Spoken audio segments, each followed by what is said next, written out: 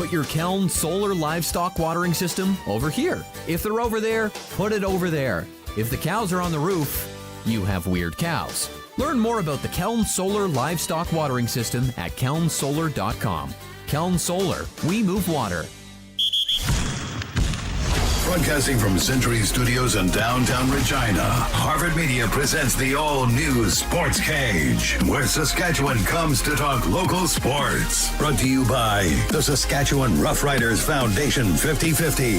Visit www.riders5050.ca to purchase your tickets for this week's game. Be a part of the show. Call 1-866-767-0620 or text 306-936. 6262.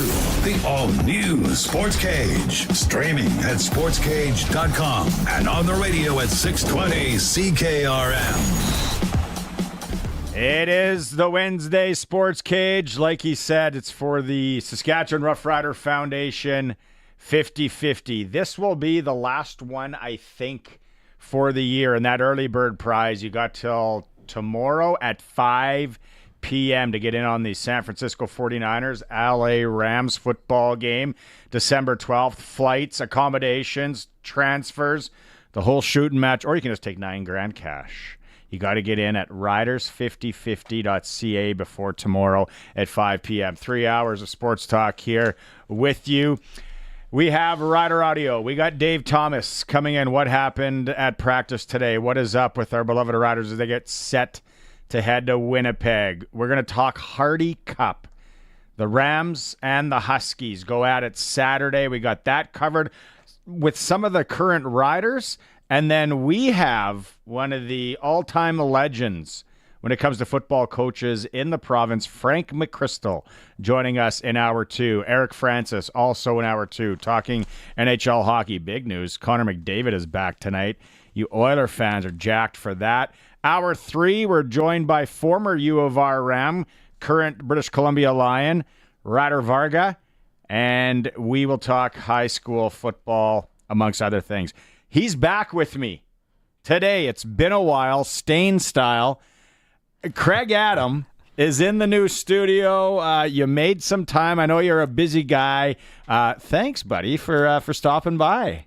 You know, things have changed since the last time I came. You've got cameras here. I didn't realize we're back on television, so I had to bring some shine control for my bald nog. And, you know, thanks to my wife's hairdresser, Christy, yeah, I've got some shine control for the old melon. So, you know, my wife, when we started streaming, it's always at sportscage.com if you're there and hammer that like button on YouTube. She mentioned, she's like, shine control. And I've been meaning to go and look for it and get it. But at this point, I'm just like, I'm writing it out.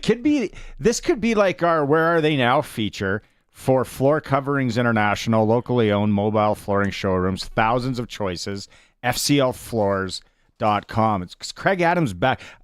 You're a realtor in the city. I just wonder, how are things right now, the market-wise, as far as real estate in Regina? I've been curious on that. Well, it's a great question, and we get asked it a lot, right? How's the market? And the simple question is, it depends, right?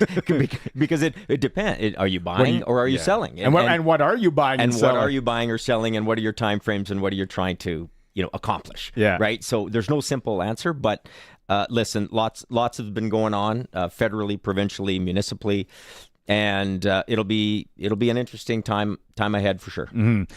I would love to sit here and talk U.S. election for 3 hours, but we're not allowed to do that, nor would we do that. But we are going to talk Riders. And, again, I think the last time we talked was pre-Rider season. You're a diehard. You're at the games on social media. I see and all that.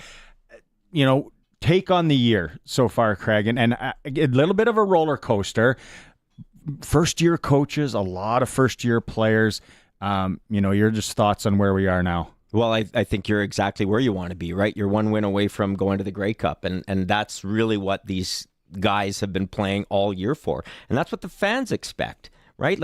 We have high expectations, and when I went from being a sportscaster, now, I'm a season ticket holder. I've been a season ticket holder for a long time. I go to all the games, and that's what fans expect, and that's what they deserve. What's been the brightest spot when you look at the team this year? Well, I think you start at the top with the head coach, and he brings a totally different attitude, with respect to the players. You see the players respond to him. He's a real players coach. Trevor Harris, healthy for the majority of the season. You really see what this team can do with a leader at the back, right? And I really think that has made a huge difference. And let's not forget about the defense. Like, this defense has really come a long way. And there are a lot of questions, right? With you got a rookie head coach, you got a rookie offensive coordinator in Mark Mueller, and I think they've proven, and they've had some growing pains, let's be honest. They've had some growing pains with respect to getting to know each other, getting to know the systems and everything and where they want it to be. But I think they're on a roll. I think they've got an incredibly good chance, now not easy, but a really good chance of going to the Grey Cup. And that's what you want. You want one win to get there and then see what happens. Does this team, when you're back Global Sports Regina days, maybe not the team, maybe the mood and how, like, it just seems like they're all playing, like the Ken Miller thing, which was post us on Global. But does it remind you of anybody when you go back where these players just totally bought into this coach and this coaching staff? Well, they did that. And, and I do remember, like, one of the years that, when I left the media and got into real estate, but I do remember, helping when Kent Austin did come and when Ken Miller was the offensive coordinator, and then just that vibe around the team. I guess you could go back to the days when, the Riders were losing a lot of seasons. Then all of a sudden there's a couple of magic moments there. Granted they had to go against Doug Flutie and that was not easy when they went to Edmonton that year and lost in the Grey Cup in '97. But there's a certain vibe around this team. Winnipeg probably says the same thing, but I think there's a difference in this team right now. It's gonna be a fun 3 hours chatting about so many different things. Let's go out on the Western Pizza guest hotline, though. Perfect pizza, generous amount of toppings, and all the Greek food you love, like souvlaki ribs and salad. You just can't make that goodness at home. Dave Thomas is standing by, voice of the Saskatchewan Roughriders. Dave, another chilly one for you out there. We're days away. I was listening to some Winnipeg radio today, and it's funny because I know you guys had Bomber on yesterday. I wouldn't say that they're oozing confidence. They're very cautious. They know that they're going to see a Saskatchewan team. Yeah, they've beaten twice, but a Saskatchewan team that just seems to be coming in with that mojo. First of all, can I back things up for just a minute? I think I might be having some technical difficulties because when I joined in, did you say that your wife said you were too bright? Like, I've heard her say that you're not too bright, but never. Anyways, just wondering. Colson liked that one. I'll be here for a while. I'm here for all the dad jokes and all of Dave's Rider Game intros. I get the same vibe in listening to the media interviews and kind of talking to people that I have this week, is that there is some cautious optimism is what I'll use as the descriptive word, is the fact that there's faith, there's confidence in the Winnipeg Blue Bombers and knowing what they've done. But as Luke Mullender put it so appropriately, it is hard to beat a team twice in a season, let alone 3 times in a season. And that's what the Winnipeg Blue Bombers have to accomplish here on Saturday should they want to get back to the Grey Cup. What caught your eye today? Anything coming out of Riderville? Well, good news on the defensive line. Brian Cox Jr. was taking full reps on the defensive end. Miles Brown continues to take reps on the defensive tackle spot despite wearing a brace on his shoulder pectoral area. CJ Rivas was back on the field today. I was a little concerned when he didn't practice yesterday, but I think it was more of a maintenance day yesterday. So he was back practicing again with the defense. Offensively, doesn't look like there's going to be any change to the offensive line in that Trevor Reed is likely going to miss the game, the left tackle, albeit him not in a brace or anything is a good sign. I just don't see a way in which he's going to play. So that would mean Trevon Tate moves to that left tackle spot, and then Logan Ferland will start at right tackle, and Peter Godber starts at center. So those are kind of the big ones that you're noticing right now as we get closer to game time here on Saturday.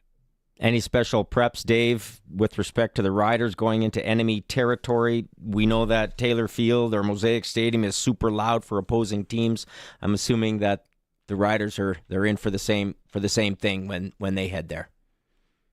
Yeah, and the team is fully prepared for it. If you come in off Elphinstone, you could hear the crowd noise from there today as they have got it absolutely cranked up. A lot of people are actually bringing AirPods and using the noise canceling feature on them just because it is that loud with what the Riders are practicing. And it's a complete role reversal from last week, because last week the defense was practicing with the noise, and this time around it's the offense and making sure they've got their silence cadence set up. And also you can see that they're making sure that they know the calls as the offensive linemen again are screaming at each other in their ear holes, trying to make sure that each one knows what's supposed to be happening on each play. So the communication's a big key, and the Riders have been doing a lot of work on it this week. And what about experience? I mean, we talk about, this Winnipeg team that's been to 4 straight Western, finals, hosting actually 6 straight Western finals. The Riders, not so much.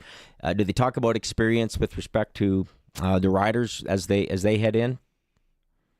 There are some veteran guys that they definitely are leaning on. Jameer Thurman is one of them on the defensive side. They've looked to him all year to really set a tone and again, just having been one of those been there, done that guys. Micah Johnson also is a guy on the D line that the team is looking to. And then you need to look no further on the offense than Trevor Harrison. And again, he is so dialed in, so focused right now in his preparation and just the way he is leading this team. And he's put them on his back for the most part. And again, whether it be through words, through the way that he's approaching the week, definitely Trevor Harris is a guy and the experience that is going to be leaned upon by this group. AJ Ouellette, of course, also has been there, done that a little more recently than Trevor Harris has. So he too knows what it takes to get back over that mountain and to the game. And he's looking forward to having an opportunity to do that in Winnipeg.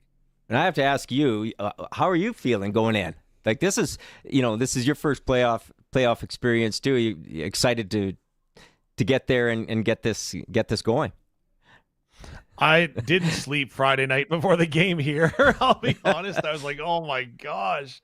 But going back there is going to be interesting, as I was fortunate enough to call games there with the University of Saskatchewan. So being at Princess Auto Stadium, as it's now known, was kind of a comfort zone, right? And the fact that I hated being there, as a Saskatchewan guy, but it also had that, security blanket. Okay, I know what to expect. I know where the clock is. I know where everything that I need is. But this time around, it's going to be a totally different feel. That Labor Day rematch is the loudest stadium I have ever heard, as I took my headphones off for a bit and just wanted to absorb what it was like. And that was a mistake because I had no idea what was going on. So I won't make that again, but it's going to be a lot of fun for sure. Anything? So the thing that I'm curious about, right? And it's just such a chess match. It's awesome. Just like last week on, Friday when we talk about Armstead and Ouellette in the backfield and what are they going to do? They're going to run, and they don't run it as much as we think, and they think, and they game plan around it.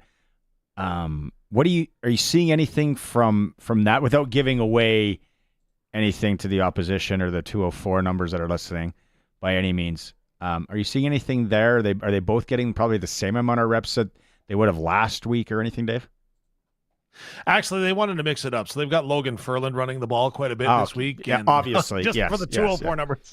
And Micah Johnson as a fullback.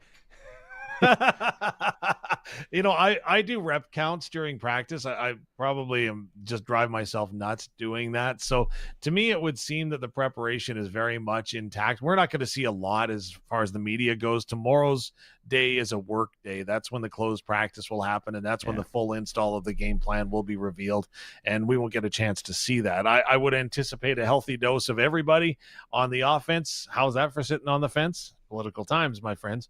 But as far as the defense goes, they look dialed in. They look dialed in and ready to meet a challenge in 3 players in particular, Nick Dembski, Kenny Lawler, and of course Brady Oliveira, who are the 3 keys and the 3 weapons that the Winnipeg Blue Bombers have used to hurt the Riders and the rest of the league in weeks past. So we'll see what that defense has got dialed up to try to combat all 3 of them.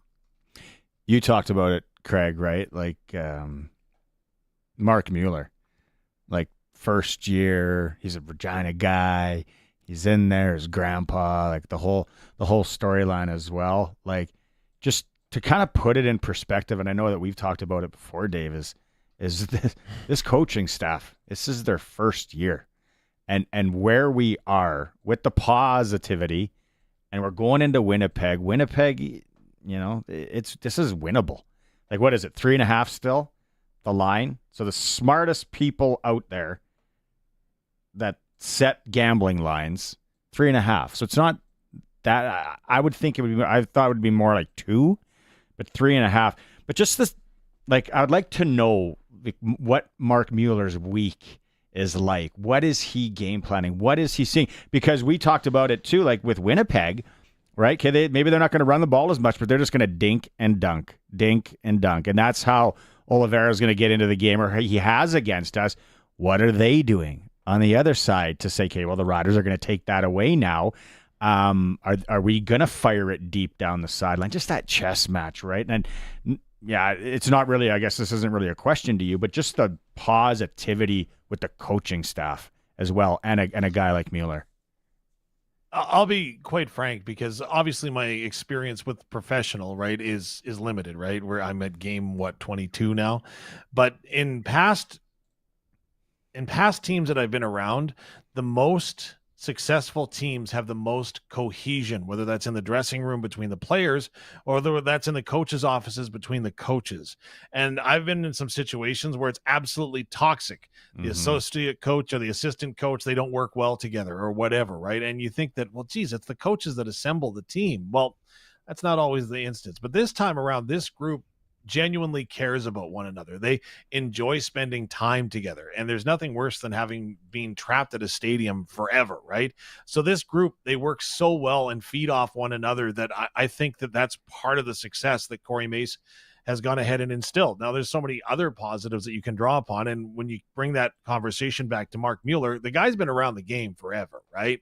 Yeah. Like, you can see the pictures with him and his grandfather in Hamilton, right? Those are some of the greatest shots ever. But never have I ever experienced with Mark a situation where it's become too big for him, the situation. And I go back to when he was playing football, right? Because again, he's had the same expectations on him all the way up as being Ronnie Lancaster's grandson, who happened to play the same position that he did.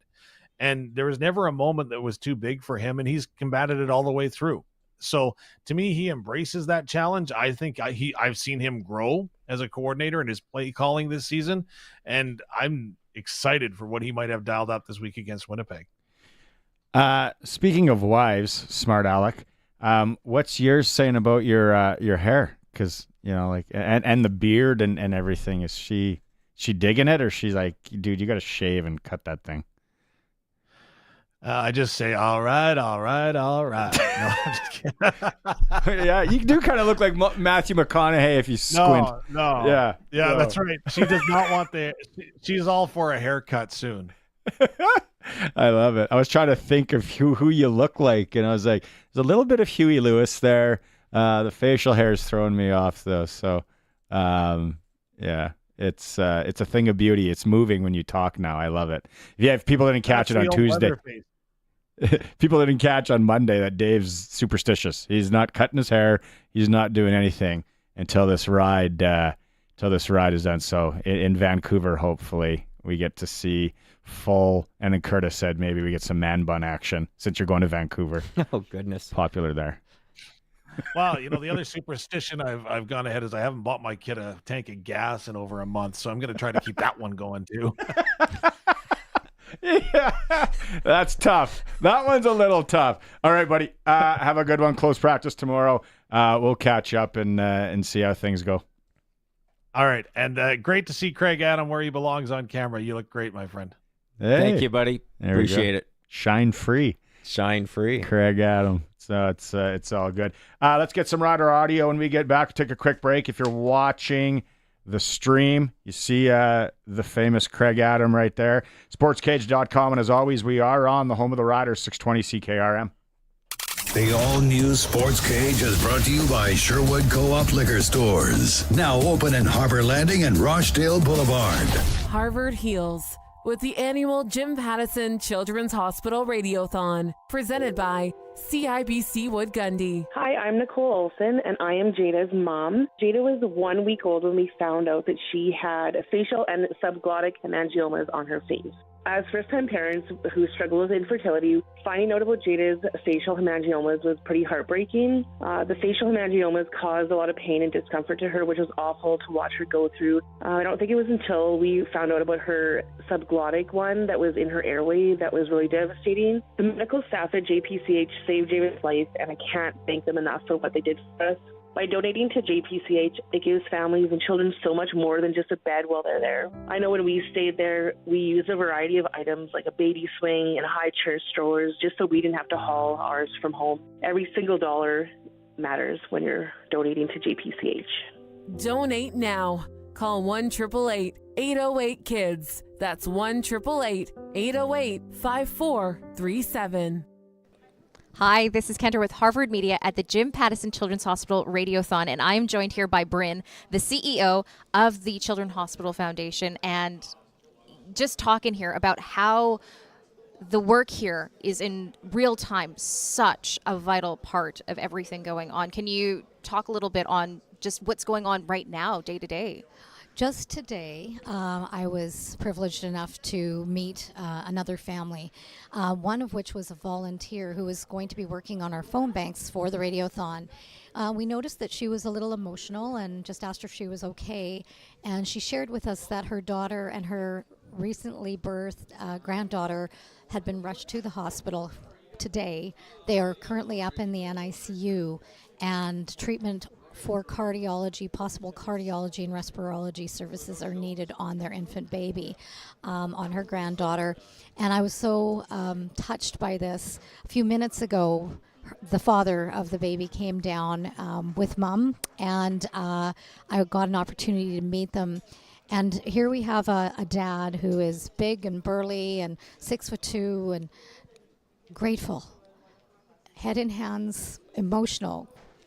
It makes me emotional because he's so grateful that we're doing this, and it just shows that the equipment that we need to buy, the equipment that is saving little lives, is impactful on a family that this morning when they got out of bed didn't know they'd need it. Mm-hmm. And they're here with us today when their mother-in-law, mom, was supposed to be a phone volunteer for Radiothon. She's now, of course, upstairs in NICU with her family, supporting her daughter and her son-in-law and her granddaughter. And we hope everything is going well. But I can tell you that this is a real-life story with real-life people. And the donations we're making impact what we can do to help these situations when they come to be. You never expect it. You never want it to happen. But that's the reality of a children's hospital. Yeah. And it just happened in front of our eyes this morning. And that's why we're here, getting the word out for such a vital part of our province. That's right. And so many lives here. So, of course, head on over to pattisonchildrens.ca and make your donation there. When you shop at Sherwood Co-op, you're contributing to your community while building equity and putting money back in your pocket. Others may claim to be local, but Sherwood Co-op is truly local. Rooted in your community for over 90 years. They're a proud Saskatchewan company who continue to support hundreds of community organizations each year. Like the Neonatal Intensive Care Unit at the Regina General Hospital and the Cancer Foundation of Saskatchewan. We are members. We are owners. We are Sherwood Co-op. Hey Rider Nation, this is Dave Thomas, voice of your Saskatchewan Roughriders. It's the playoffs. That means the games are bigger, and so is the 50-50. Huddle up to riders5050.ca and you can watch the jackpot grow and get your playoff 50-50 tickets. It's a big Rider Nation touchdown with the playoff 50-50. Go green and go all the way. Everyone wins with the Riders in the playoffs. License number LR240102. Welcome back to the all-new Sportscage. Get social with us. Follow us on X at Sportscage. Watch our video stream at sportscage.com and always on the radio at 620 CKRM. I'm curious. We talked about the crowd, and it's going to be nutso in Winnipeg. It's sold out since last week. Kudos to them for sure. The support they're getting. I'm curious on how many Rider fans though are making the trek. What does that place hold? Like, let's call it 33-ish. Coulson. What is the stadium in Winnipeg? Any idea? Size-wise? Stat guy. $5,000, $6,000. I remember talking to Ryan Pollock, and he would say a sellout Labor Day in Regina, he would say that'd probably be about 5,000 Bomber fans. Maybe that's a heavy for November and kind of a last minute. 3,000 Rider fans? It'll be tough to say because the Bombers knew they were in the Western Final, and so a lot of those tickets are getting gobbled up and sold out. Did Rider fans hedge that they were going to win and purchase these ahead of the BC game? Hard to say. Is Winnipeg suppressing some of those 306 phone calls that are coming in? That's another one, because I know that happens, and so it'd be great to see a good portion of Rider fans going. I would suspect that any Rider fan, they're trying to get tickets, as we speak. I just checked the Bombers website. You know how they said it was a sellout? I found one seat. One seat for sale. Yeah, $108, section 125, row 18. One seat if you want to go. Maybe they're releasing a few. It's gonna be a great day. It's gonna be 13 degrees, a little breezy. Would you say 27 gusts to 27? Yeah, gusts to 27 out of the south, so it won't be a north wind, but it'll still be cool. We usually get people that text in here and they'll say, we're going, or we're already here, we're there. There are a lot of riders. And then you think about it too, like that Moosomin, all that southeastern Sasky corner, jaunt into Edmonton, hit PF Chang's, go to a football game, zip home the next day, whatever it is.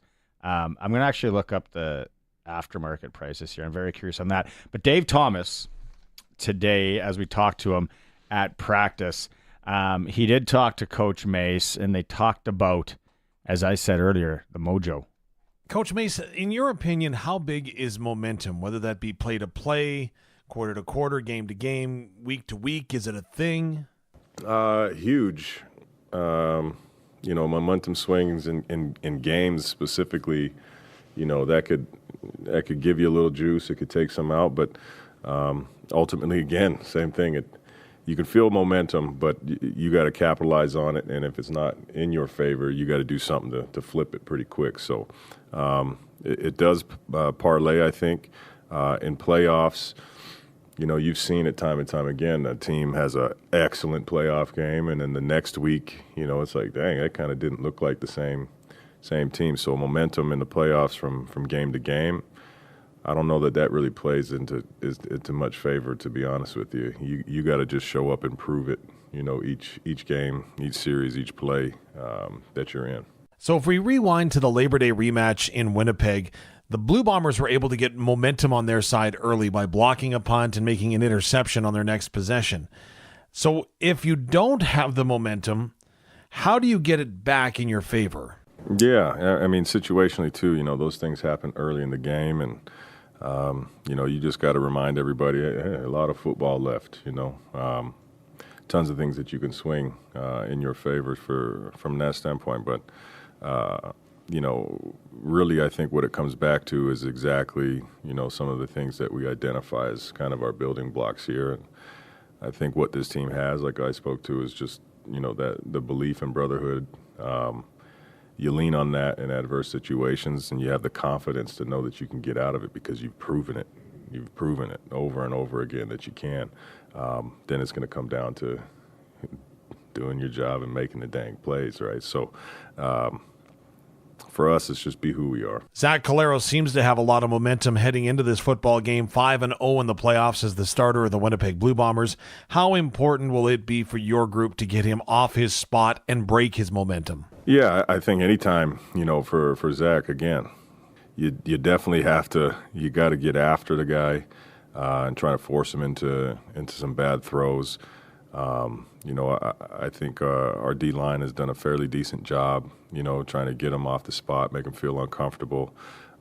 You also have access to the blitz game and things like that to get him going. But, it's not just that, from the back end as well, trying to,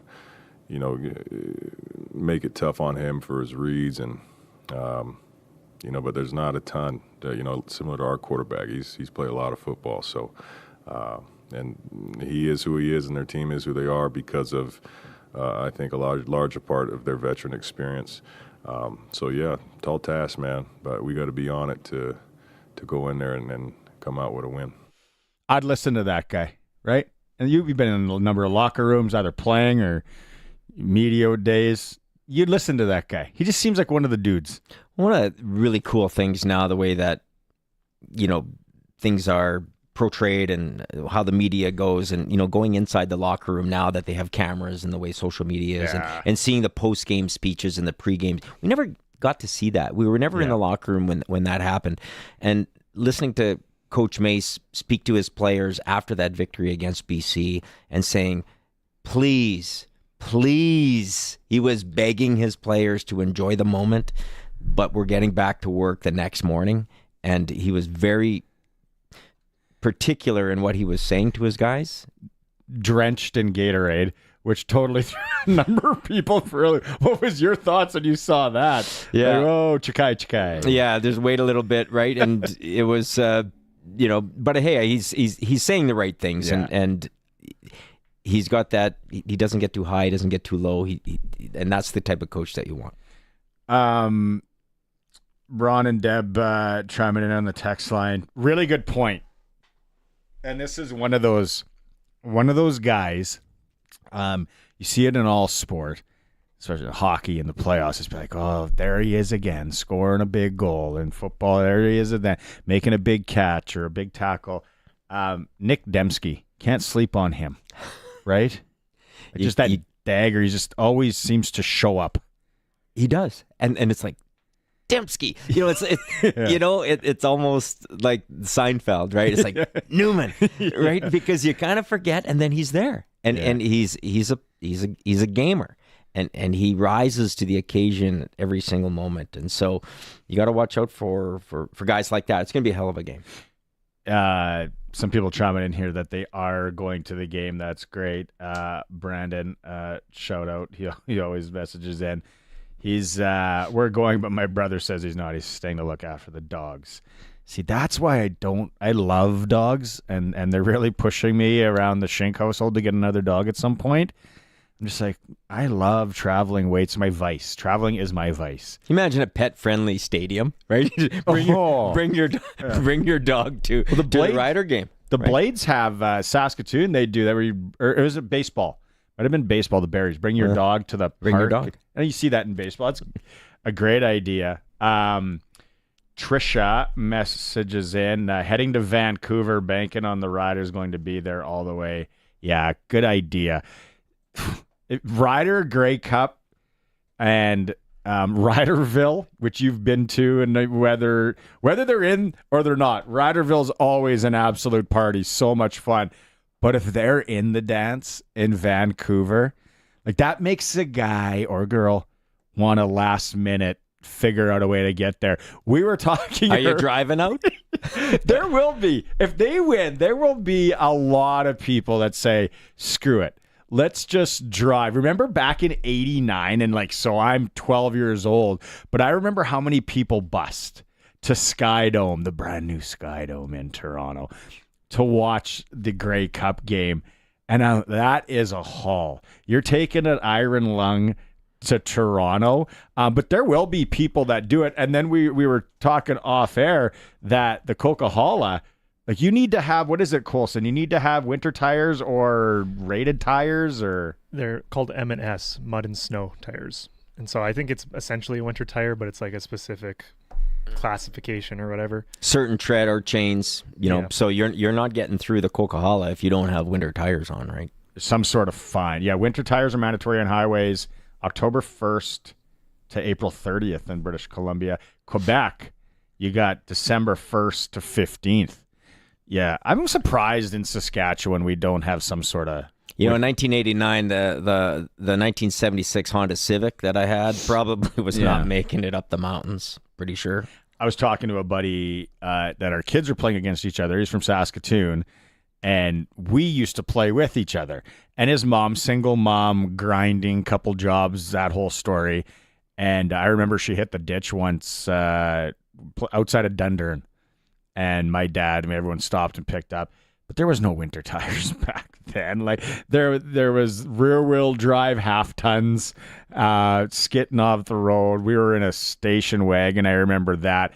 But there will be there will be people that'll just load up and it sounds like it's one of those things. It sounds like a really good plan to go. It's like, let's just load up and drive, and then that drive back. Yeah, it's a long drive. It's a haul. So was it 24 hours ish to get to Vancouver? Depends on the routes you take. One of the times when I was driving back, I took a wrong turn, and it was early December, and it was 22 hours for me just to get from the island to my cousins in Calgary. So where did you go to Spokane and down that way? No, through the mountains. Did you go to Prince George? No, not that far. Through the mountains. I forget the exact stretch, but there's a stretch where you go off the number 1 and you go on the number 5 through the mountains, because the number 5 is the actual main highway and the number 1's like the scenic route. And I stayed on the 1 because I didn't know where I was going. And then it was early December, and the snow got the better of me. But I made it out, and then my car quit in Drumheller the next day. Yeah. What a story. Yeah. Coulson. We are going to start a GoFundMe for Coulson and his ride from back to no. Frank says, going to the game, foregoing the Balcarres Bronx game Saturday night. Don't tell Gubba. Yeah, good call, Frank. That's commitment. Yeah. No, if I did not despise that Winnipeg drive, have to go there in 2 weeks' time, and somebody said, "Hey, we're loading up and we're going to Winnipeg. We got an extra spot." Absolutely. Stop at the Red Barn in Moosomin. Have a couple there. It's a nice lunch. Head Verdun, maybe slow down. Here's a question. Winnipeg is sold out. And now you'd have to make some kind of a prediction. If the Riders are hosting the Western final, are they sold out? There was some disappointment in the crowd last week against BC. Yeah. Do they sell it out? Do they sell it out here? Yeah, that's a good question. If anyone wants to chime in on the Capital Ford Lincoln text line at 936-6262, Saskatchewan's #1 Ford retailer. I say we would sell it out. And then if it was Winnipeg, definitely coming in here. Yeah, that is a really, really good question. Because what were we shy last week? 28 and change, I believe it was. So 5-ish, 4-ish, maybe 4 or 5-ish. I would hope to, heck, that we would sell out the West Final if it was us. Yeah, here's the way that I look at this, Barney, and I have a little bit different lens on things because I'm going to the games, but there's been a lot of negativity with respect to rider attendance and not everybody's going and all of these things, and that really bothers me as a fan. It really does, because the people that are there, the people that are at the stadium, are having a really good time. And they are loud. And that's the loudest last weekend that I have heard that stadium in a long, long time. So rather than those that didn't even go to the game, they just saw it on TV, they saw a lot of empty seats, they want to chime in because it's all of the negativity surrounding that, rather than the flip side of that, saying, look, I just left the game and it was an amazing experience, and have that portrayed to the general public to encourage people to see, hey, you know what I just missed? I missed a heck of an afternoon at Mosaic Stadium. And I think that mentality has to shift a little bit in Riderville. That's just my opinion. But no, you're right. I think that's where the message has to be, is the people that were there it was a really good experience. I think there's a lot of people that are kicking themselves that they didn't go last week after the game. Exciting game. Riders played well. The thing, and mentioned this on the cage before, you and I haven't talked about it. The thing that I think, and they're seeing it in the NFL, if you go through the numbers, maybe not the major markets, but those smaller ones, those Clevelands, those Tennessees, where they do get a lot of traveling, I guess, too. Cincy, it is so awesome to watch a football game on TV at home in 58-inch, 70-inch, high definition, all the camera angles. And you think about the NFL as just another level up, where the angles and what you're getting is where they've made it where people are, I'm just going to, and we're lazy. We're a lazy society. I'm just going to stay at home and watch it at home.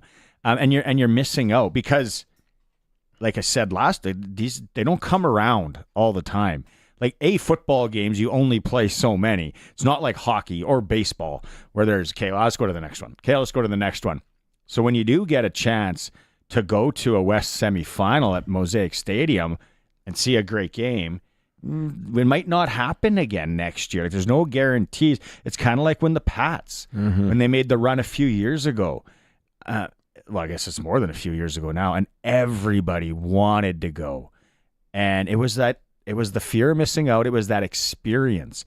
When it comes to the Riders, and then the other thing is I remember even we go like early 2000s into like 2010 where I felt like everything stopped around a Rider game in the province, even up in Saskatoon. It's like, well, no, we can't reschedule because there's a Rider game. Okay, cool. And now I feel that there's just, maybe people are so busy. People have so much on the go.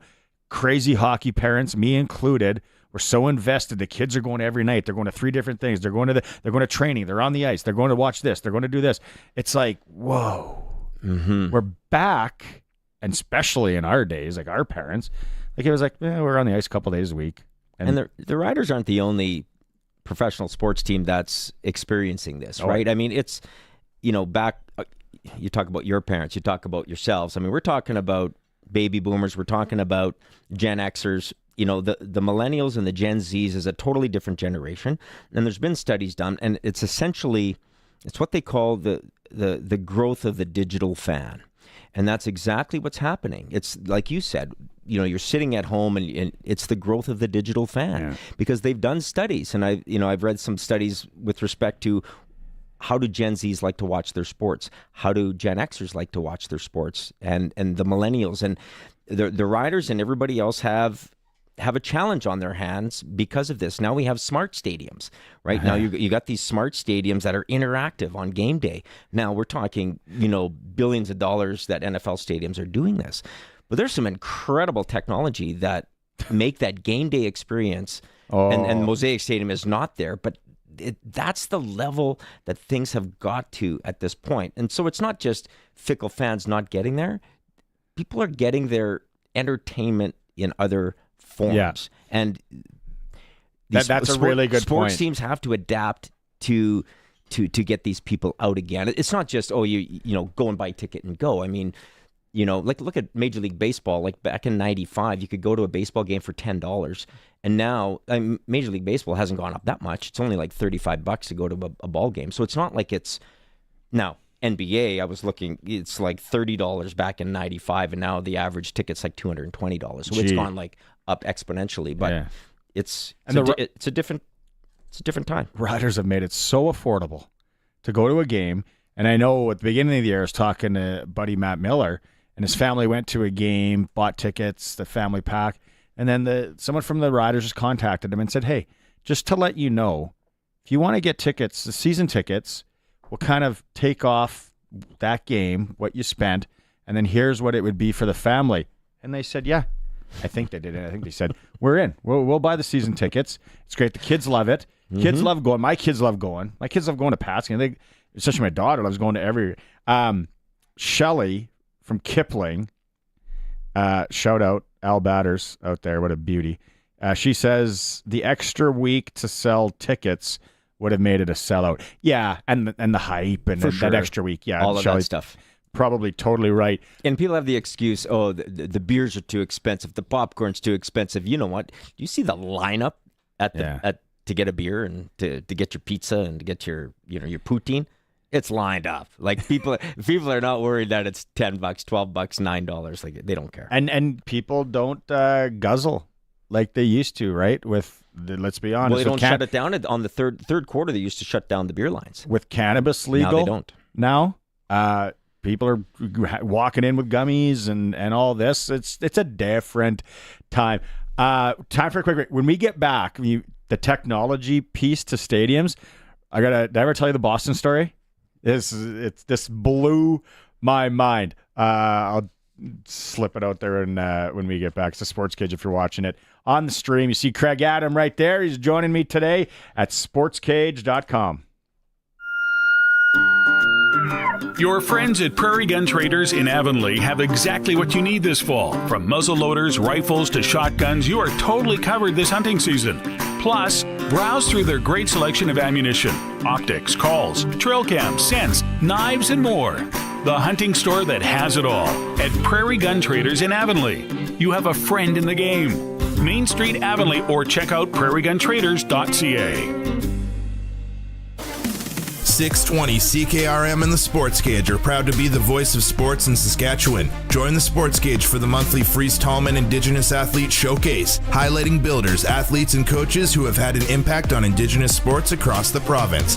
Fries Tallman Lumber in Regina and Fort Qu'Appelle is proud to support programs to uplift First Nations across Saskatchewan. The Fries Tallman Indigenous Athlete Showcase, exclusively on the Sportscage on 620 CKRM. Eder Seed and Processing east of Regina is always looking for seed, particularly brown and yellow flax and large caliber peas, including Forest, Comfort, Spruce, and Striker green peas. They're splitting peas for human consumption and they're always looking to buy. Eder Seed and Processing is licensed and insured with the Canadian Grain Commission. Call Jim at 522-1668 for delivery options and prices. That's 522-1668. Eder Seed and Processing, just east of Regina off Highway 33. On today's farms, a generator is a necessity. Whether you need to keep operating during an outage or you need to bring power to a remote location, you need a generator from Shorty Generators. They are the farm generator experts specializing in standby generators, mobile generators, and prime power generators. For any power you need on the farm, Shorty has the generator to run your equipment, and Shorty can service all makes and models of generators too. Call them today and be prepared. ShortyGenerators.ca. The all-new Sports Cage continues. You can watch our live stream at sportscage.com and always on the radio. Saskatchewan's voice for local sports, 620 CKRM. So I was looking at the aftermarket tickets, and you're getting into that game. Aftermarket ticket. Colson did say there was one available. I'm sure they kind of will release here. Probably with fees, $150.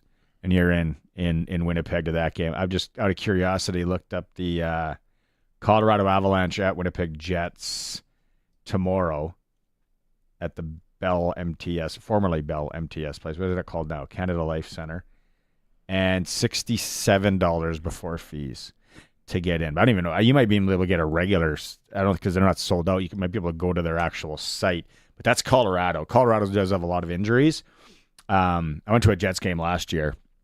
Yeah, so all you cocky Winnipeg listeners that are out there being, oh, we sold out. Our Jets aren't selling out. I went to a game on Saturday last year, and I was shocked. Who did they play? Washington, maybe? Somebody decent. I was shocked on how many empty seats upstairs in the Winnipeg arena. Mm-hmm. It was kind of sad. Not that I'm a Winnipeg Jets fan, but we'll talk to Eric Francis about this maybe too. Are they like 14, 15,000 seat? Under 14. Yeah, it's small. It's a great facility to watch. Playoffs would be so much fun there. But I would say under. I would hammer, if there was a bet, I would hammer the bet under 10 years the Jets aren't in Winnipeg anymore. I just can't see it, how it goes. So the Boston story.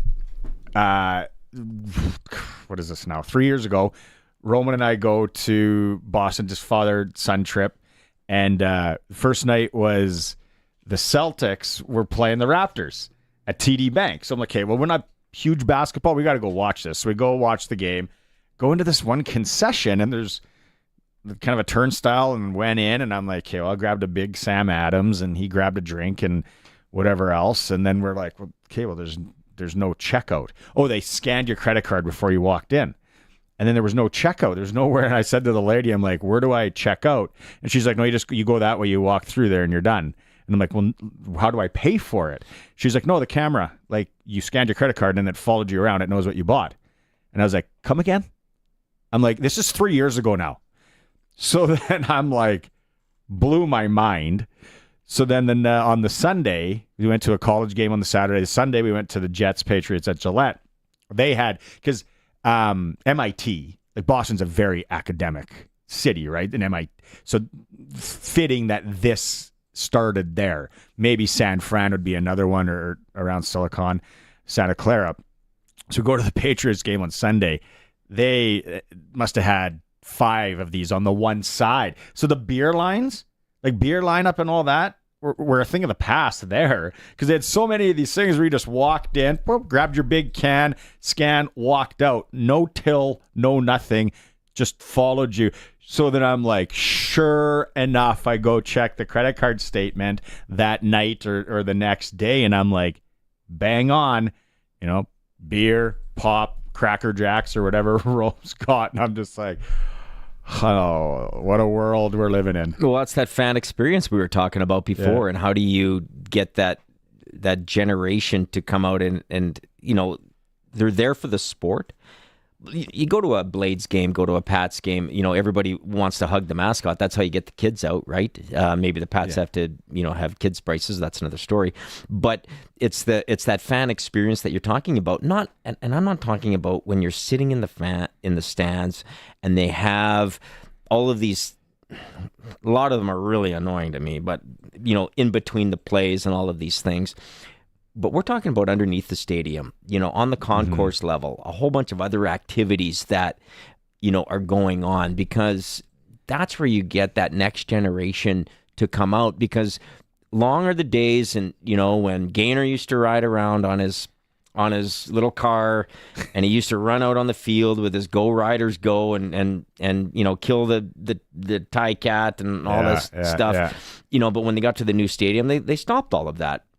That was part of that fan experience. So I think they have to reinvent themselves a little bit with respect to that and move forward and think a little bit outside the box. I think a kid until probably the age of 9 or 10, if they can fist pump a player, like that means so much.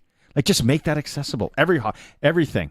Hockey, everywhere. Like, just make that accessible. Good hour in the books here. Craig Adam is joining me here on the all-new Sports Cage today. When we come back after news, we're going to talk hockey with our NHL insider, Eric Francis. It's a Sports Cage streaming at sportscage.com. This November, from the 25th to the 30th, the excitement is back. Agribition returns for the 53rd year, packed with more adrenaline than ever before. 1 night of freestyle bullfighting, 4 nights of professional rodeo, and 6 days of an extensive agri-trade show. Something for everyone. The evening cabarets aren't going anywhere. The famous Party on the Dirt will be on Friday, November 29th and Saturday, November 30th. But make sure you get your tickets, because this is a sellout event. Tickets on sale at agribition.com/tickets. Okay, roll camera. And action. I want to suck your blood. Cut! No. That wasn't real enough. What else do you want from me? You were fine. It was you. Your scream just wasn't believable. Well, give me some motivation. You can no longer go to Glassers TV, your SaskTel authorized dealer, or get SaskTel wireless internet. Perfect. Roll camera. Contact Glassers TV, your SaskTel authorized dealer in Moosomin today. And now diving for Team Rat. Barry, get down from there. Why? The family left an entire pot of gravy out here just cooling in the garage. I know, but it's not for us. Just because they won't call Busy Bee and get their garage door fixed doesn't mean we should take such liberties. Okay. Whoa! 10 points. Call Busy Bee Doors. They can fix or replace any commercial or garage door. Just get out of there. We just won't tell them. Busy Bee Doors, the garage door specialists. The luxury of Mercedes-Benz has never been more within reach with the fall demo event at Mercedes-Benz Regina. Save up to $32,000 on select models like the luxurious EQE 350. Get the premium performance and elegance Mercedes-Benz is known for, but with unmatched value when you choose certified pre-owned. Take advantage of the opportunity to experience the Mercedes-Benz you've always dreamed of, without compromise. Book your test drive at Mercedes-Benz Regina. It's 4 o'clock. Good afternoon. It's mostly cloudy and it's -1 in Regina. I'm Corey Atkinson from the Harvard Media News Center with 620 CKRM News for Sherwood Co-op. Proud supporter of our community with over 500 donations to local charities and nonprofits annually, and by Mercedes-Benz Regina. For those who can, Mercedes-Benz-Regina.ca. The YWCA Regina has opened the Kikaskit Center for Women and Families, providing a safe space for healing, support, and success for vulnerable women and children. Saskatchewan has the highest rates of intimate partner violence among provinces, which YWCA Regina aims to address with this new community hub. The center's comprehensive services include assistance for families facing houselessness and those fleeing violence, consolidating essential resources to remove access barriers. The center was funded by a $70 million campaign supported by donors, government, and the community, with less than $1.75 million left to complete the project. Today's annual Service of Remembrance for the Public Service in Saskatchewan honored Canadian service members who served and sacrificed. Marking key anniversaries, a decade since Canada's Afghanistan mission, the 80th anniversary of D-Day, and the Royal Canadian Air Force's 100th year, the ceremony gathered government officials, veterans, and Canadian Armed Forces members. Premier Scott Moe voiced gratitude for the lives dedicated to national safety. Following the service at the Legislative Building, attendees laid a wreath at the Saskatchewan War Memorial to honor the fallen from World Wars, Korea, Afghanistan, and peacekeeping missions worldwide. Supporters of U.S. Vice President Kamala Harris say they are devastated after Donald Trump secured his return to the White House, prevailing among voters in the key battleground states to win the election. Depressed. Janae White is devastated by the outcome of America's election. I feel like I was let down in a major way. She joined supporters at Howard University to hear Harris's final speech of the campaign. And even though it was a letdown, I still think that we have so much to be prideful for. Harris congratulated Trump on his victory in a call earlier Wednesday afternoon. Democrats have committed to a peaceful transition of power. Kelly Malone, The Canadian Press, Washington. The Financial and Consumer Affairs Authority of Saskatchewan is observing Financial Literacy Month this month with a social media campaign aimed at improving money management skills for Saskatchewan residents. The FCAA advises people to track spending by reviewing bank and credit card statements to help manage monthly income and expenses. Building a balanced budget can help meet personal financial goals, says FCAA CEO Roger Sabotkowitz. The FCAA also highlights the importance of choosing reputable financial services and being cautious of scams, particularly in cryptocurrency. The campaign runs throughout November to help improve consumers' financial awareness and security. And Nunavut Premier PJ Akiagok has survived a tight confidence vote and will remain in the territorial top seat. In Nunavut's non-party political system, MLAs elect the territorial cabinet and hold the power to remove them. The motion to strip Akiagok from power and have him removed from cabinet was defeated 10-8. That's your 620 CKRM News. Read more stories from around your community and around the province at sasktoday.ca and 620ckrm.com. Your weather is next. What type of vehicle should you use for a fall hayride? I bet you're going to be punny. An automobile? Ugh. Whatever type of vehicle you drive, fuel up at Sherwood Co-op gas bars. As a member, fueling up means sharing in the equity. Buy a car wash or some snacks from the C-store. It's like putting money in the bank. You better believe it. Sherwood Co-op gas bars. We are members. We are owners. We are Sherwood Co-op. The luxury of Mercedes-Benz has never been more within reach with the fall demo event at Mercedes-Benz Regina. Save up to $32,000 on select models like the luxurious EQE 350. Get the premium performance and elegance Mercedes-Benz is known for, but with unmatched value when you choose certified pre-owned. Take advantage of the opportunity to experience the Mercedes-Benz you've always dreamed of, without compromise. Book your test drive at Mercedes-Benz Regina. And now your 620 CKRM precision weather forecast for Linex Regina. Serious protection, killer looks, 1865 McCarra Street, and brought to you by Wolf Industries, your truck repair specialists in Grenfell, servicing all sizes of trucks, SGI accredited.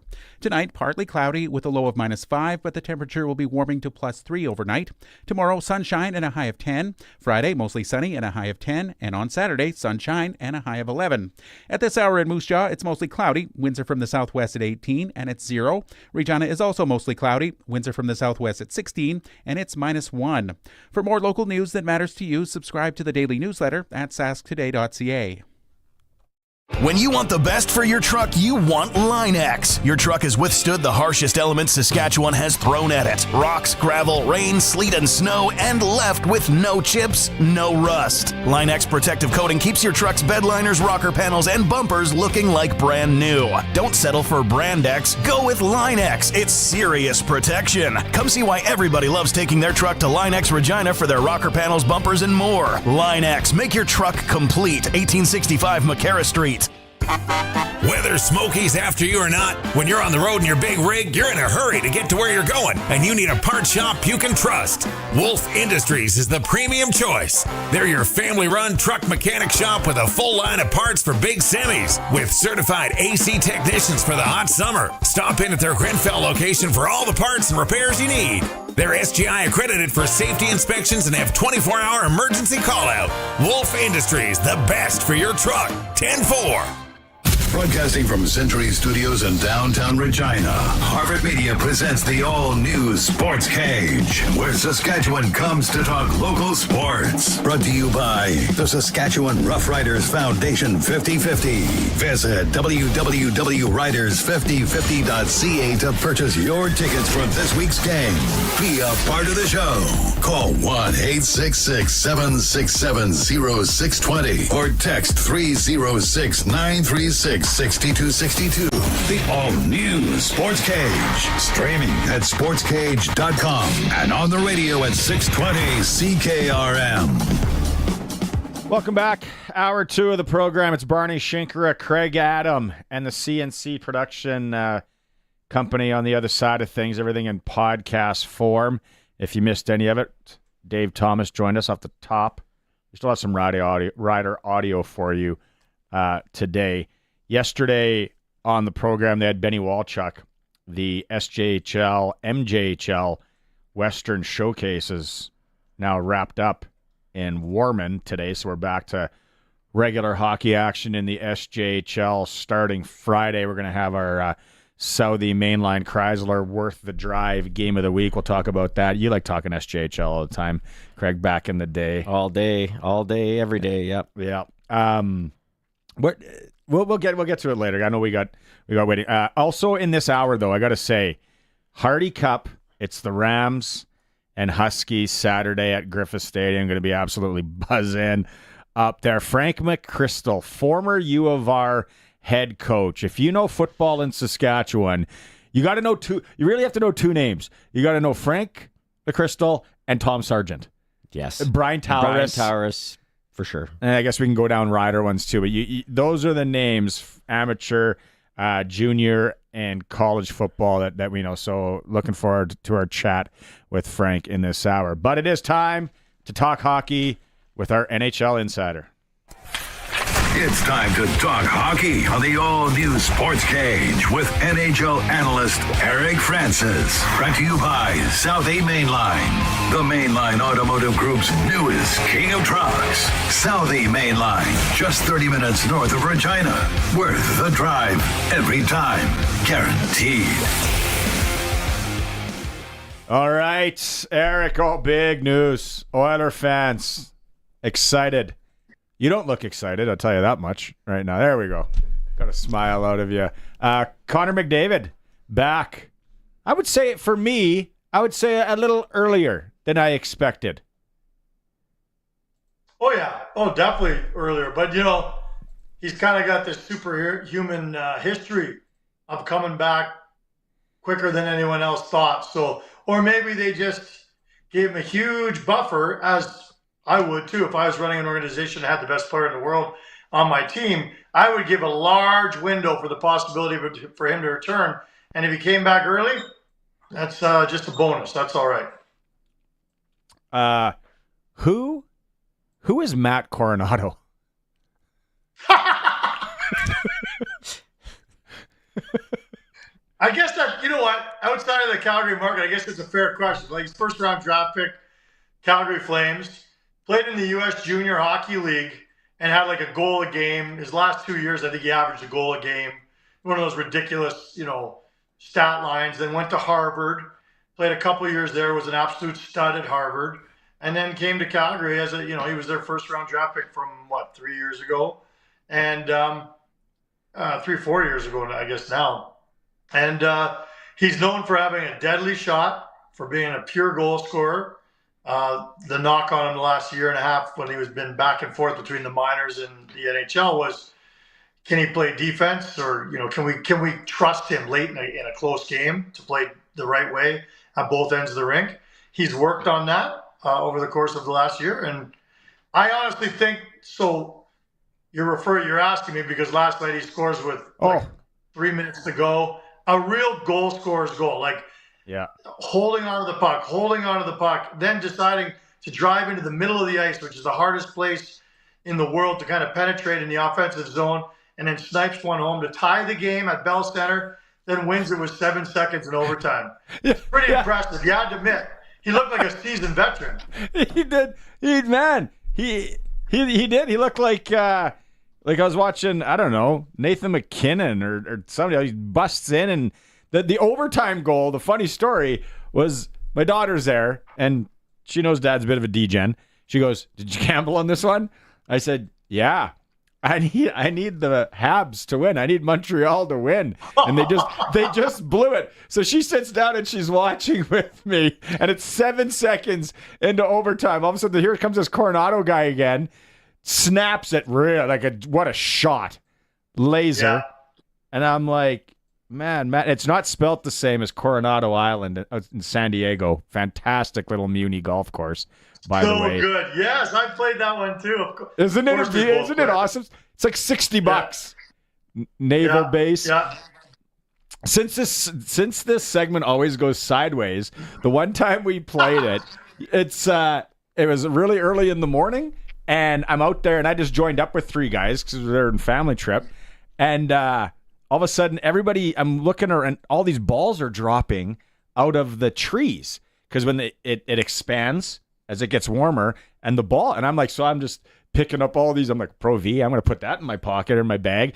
And I look up, and everybody on the golf course is standing, and they're playing the anthem at the naval base. And I'm the only idiot walking around picking up golf balls where all these Americans are standing and I'm like, okay, if I ever come back here at 8 a.m, they fire up the anthem at the Coronado naval base, or the naval base there. Yeah, but he's the Chicago Steel, Harvard, and now at the Flames. So, yeah, it was impressive to watch. Well, and he's been given this perch on the most, I think it's the most opportunistic spot on the Flames roster, being with Coleman and Backlund, like the 2 most defensively responsible guys. But it's also quite an ask for a guy they've questioned his defensive ability. Now he's on the line that's faced with shutting down last week, Draisaitl, Bedard. Like, are you kidding me? Like, it's quite a leap of faith to think he can do it. So far, so good. And I really believe, I know you're half joking when you say, who is he? But, half. I really believe that, not even half. But I really believe that this is like a massive turning point for his career. Like, I think he was in the minors like 6 days ago and scored 2 goals. And I really believe now that he's back up and what he did there, I think it's going to do so much for his confidence. And I think you'll never see Matt Coronado go back down to the minors again. And I do think he's a 25-goal scorer in the National Hockey League, no question in my mind. I think it's really cool that we get these new names that are coming up. Eric, it's Craig Adam here. I don't necessarily follow the sports world like I used to, but when Barney had texted me today and we're going to talk Flames, we're going to talk Coronado, I thought he was talking about an old vintage car or something like that. That was back in the day, but it's nice to see these different names pop up, not just with the Flames, but other teams, and it's like then you have a chance to really delve into where were they, how did they get here, and I think that's a fresh take on the teams, and it's a fresh take on the league to get these new names that are out and about. Well, and I agree with you. I mean, it is a young man's game, and more of these younger guys are making an impact. I mean, Coronado's 21 years old. It's not like he's that young because he put a couple of years in at Harvard, but you got a Flames team right now that is in, I call it a hybrid rebuild. And you are hoping for nights like last night where the 3 stars of the game for the Flames were Connor Zary, Matt Coronado, and Dustin Wolf. These are all guys that are 22 or younger, and they're the future of this franchise. And, they can't do it without the help of the veterans kind of running the show here, but it's comforting to have nights like that where those youngsters are showing that if they're not ready to take over and be stars, that they're trending that way. And that was encouraging. I think people would say that would be great if they just would have lost in overtime, because the Flames fans, there's still a portion of them that want them to lose more often than they win, so they get a better draft pick next time around. What are you hearing about, is it managers meetings next week? They're all getting together, and then that's a good time for the Team Canada brass for the Four Nations Cup to get together. What are you hearing there? Well, I'm hearing everybody in hockey start to get excited and start talking about who should be on Team Canada. Like, it's been a lot of years, guys, since we had those good old discussions like, no, he should be on. No, he should be on. And, I think last night was a good example. Cale Makar gets injured. And the first thing everybody starts to say is, oh, my God, how long is he going to be out for? Is he going to miss the Four Nations Cup? And I know at this point in time, I do believe that there's a lot of people that are looking at the Four Nations Cup and maybe saying it's a bit gimmicky, maybe looking at it like the World Cup of hockey was last time. People thought it was gimmicky. I thought it was incredible. And the most genius move of that, I thought from the start, was the Young Guns team. And I was proven to be right on that one. There were a ton of people that thought it was it was a ton of people who thought it was just a gimmick and it was a shtick and it was stupid. But hey, I was at the Canada Cup in '87 as a 17-year-old hockey fan at Copps Coliseum, watched Mario Lemieux score probably the third most famous goal in the history of Canada. And that tournament meant something back then. The Canada Cup meant something. There's no reason why these Four Nations Cups can't mean almost as much as that, and certainly almost as much as the World Cups of hockey. So let's start talking about who should be on Team Canada, because I got strong opinions, and they can change weekly with injuries, right? Well, the thing that I've been kind of listening to, watching, and then trying to look myself is the defense. And I am somewhat shocked that Drew Doughty's, they're still talking about him, even though he's got an injury and he's out until I think December-ish, that they're talking that he could be on this team. And I was like, even without the injury, I thought it was going to be a stretch. Hey, the guy's a gamer. He's an absolute gamer, but he's getting up there. And then Pietrangelo is another. I think he makes it before Doughty. But on the defensive side, are we going to see a couple of the old guys, or at least one of the old guys there? Oh, I think so. I think they count on that veteran leadership. Pietrangelo's got a good start this year, and I think he's shown no signs of slowing down despite his age. And I think it's a natural. I think Team Canada is actually kind of fortunate that they've got a couple pairings that are pretty much set in stone. Like Cale Makar, if he's healthy, and I do believe he will be, and Devon Taves, that's a no-brainer. They play together in Colorado. They're going to play together for Team Canada. Same with Jose Theodore and Pietrangelo. They play together in Vegas. They're going to play together on Team Canada. That's unfortunate for all the other hopefuls on defense, because that's just an added bonus that they already have chemistry and no one has to worry about them, reading off each other. After that, that's where the big debate is. I think Josh Morrissey's a lock. I also think Noah Dobson's a lock. And the guy who I'm going to say is a lock, and I'm sure going to sound like a homer, but Mackenzie Weegar to me is the lock for your top seven. Should be a lock. I'm not saying he will be. I'm saying he should be. He scored 20 goals last year. He plays on both the left and the right, which is something none of the other defensemen can say. That's huge. That is huge. He's way more comfortable. Yeah, he's way more comfortable on his offside, which is where he plays in Calgary. And I think that, he was in a club last year, 20 goals and 200 blocks. Only one other player. He's the only player ever in the history of hockey to get 20 goals and 200 blocks. He's one of only a handful of guys, only two defensemen last year had 200 hits and 200 blocks last year. Again, I hate to get into the stats, but it just speaks to how well-rounded he is. And the problem with these things, guys, when you're picking these teams, everyone just picks their all-star team. No. Well, you need guys to play roles. Yeah, team. And Mackenzie Weegar can play that role as a shutdown, very aggressive defender, and I think that's why he's a lock on my team. It was, what was it, Nagano? Or where was it where I kind of clued in on the whole, it's not an all-star team.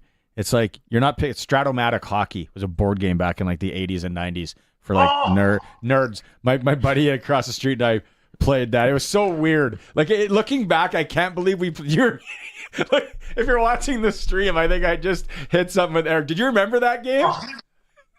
Dude, I have like 20 years worth versions. Like, I'm not going to dig into my drawer again, but I have a little trophy still in my house, the Stratomatic Cup.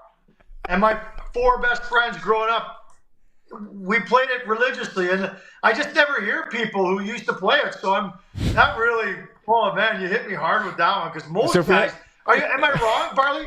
Most guys don't know about that. No, it was weird, man. And then you would tell people what you were playing. And it was kind of just, it was like the emergence of, like, Nintendo was already out. So we had Ice Hockey and Blades of Steel. And then it was Sega was kind of just coming out when I was playing it. But none of my friends, we couldn't afford a Sega. So then, yeah, we had the Stratomatic Hockey. We used to Slurpees and play it. It was really weird. So much fun, though. If we plan this golf trip, we might have to bring a Stratomatic. We'll bring it. What a couple of winners we would look like building up to a bar and play. It's kind of like Dungeons and Dragons for hockey fans, really. I don't even want to sit here and try to explain it to people because who cares? But it's got all these players' stats. You got to roll the dice, pick a card. You can challenge a guy. You might get a penalty. There's shots on goal. Oh my God, I love it. We put together our lines. Remember, if you got the rare guy who had a 4.4 rating. Forward and defense. Anyway, let's not get into the weeds. But yeah, it was real. It was a wild time back then. But yeah, so if you go Uyghur, then who would be left out in that list that you had? Like I don't know much about Dobson, right? Like New York Islanders, I have no idea. Morrissey, like you said, I figure he's a lock. Like if Uyghur squeaks in there, like. Who do you think? I know it's still November. It's a long time. It's a long time, and no one's holding us to these rosters because of that. But, one guy who definitely has played his way off the team is Bouchard. Look, you don't need a power play specialist like Bouchard is in Edmonton. He's had a terrible start to the season, and he's proven conclusively he's not very good defensively on many occasions. So to me, he's a massive liability. Like he's not in my conversation no matter how he rebounds.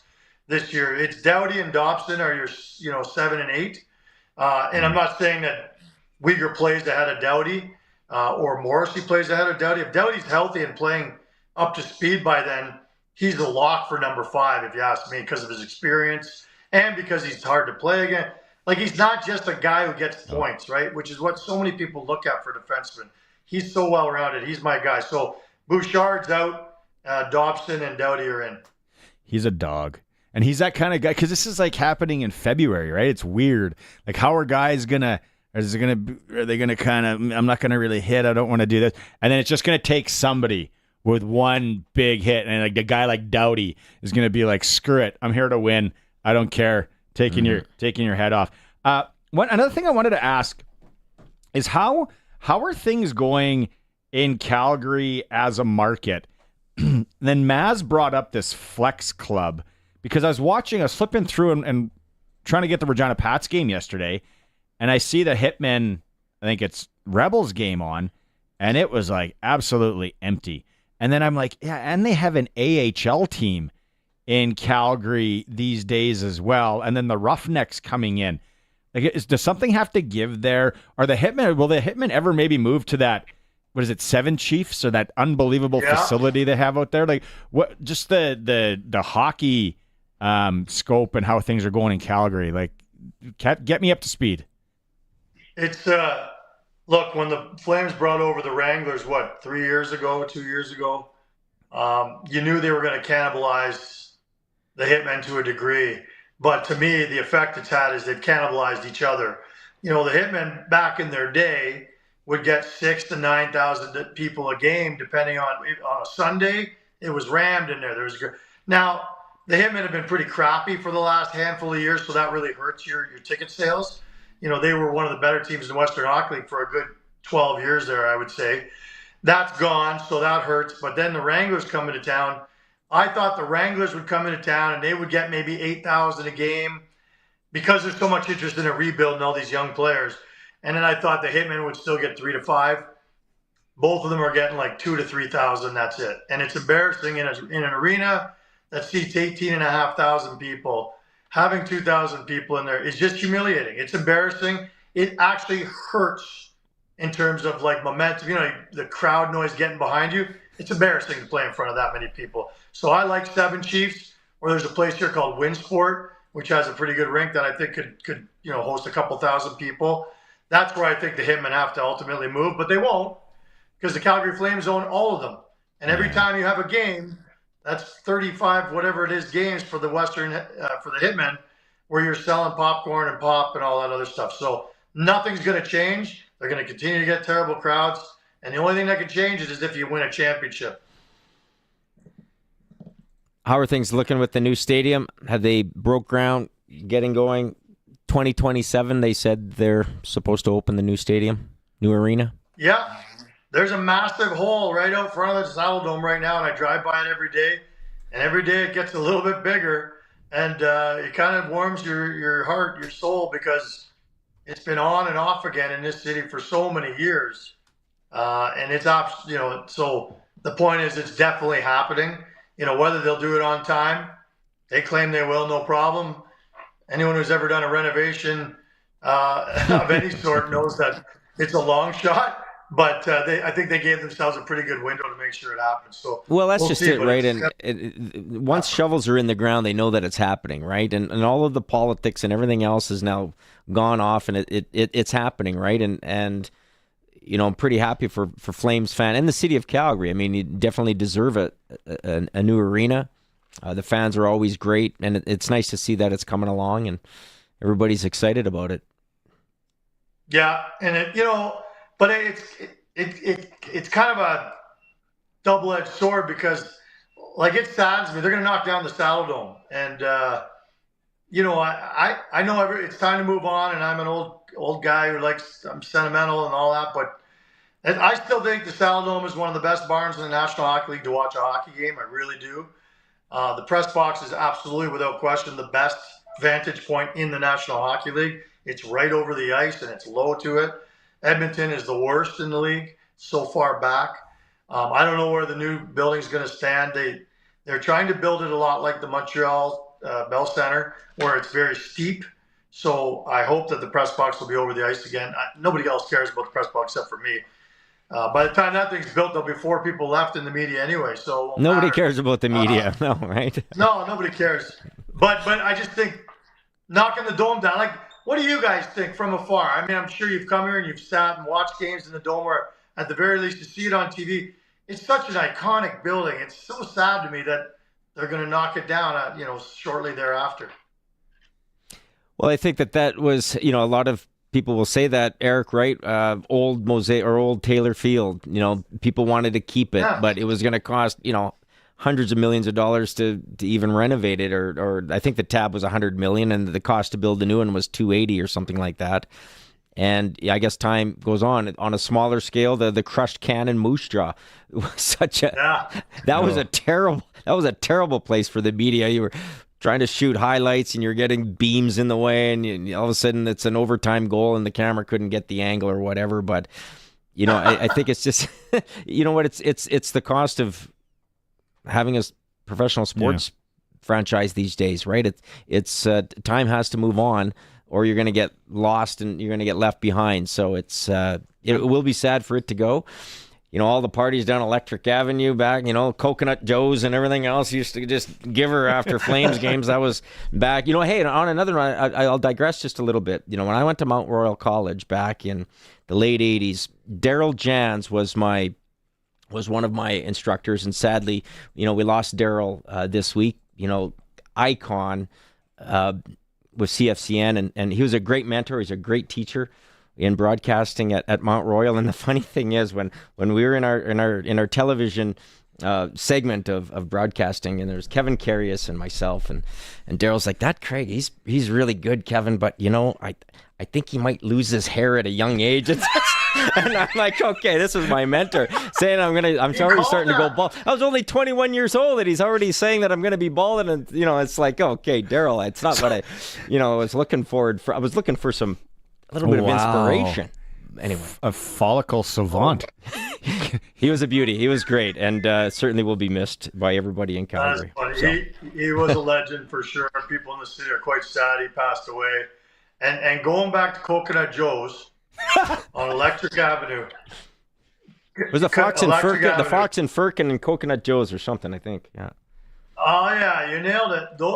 Coconut Joe's is actually a daycare right now. And the joke around this city is that there were kids that were in that daycare maybe 10 years ago that may have been conceived following a night of their parents being at Coconut Joe's, and now they're going to daycare there. It's pretty incredible. Yeah, it's very possible. Quite possible. What's the gentleman's name that could picture the hair guy?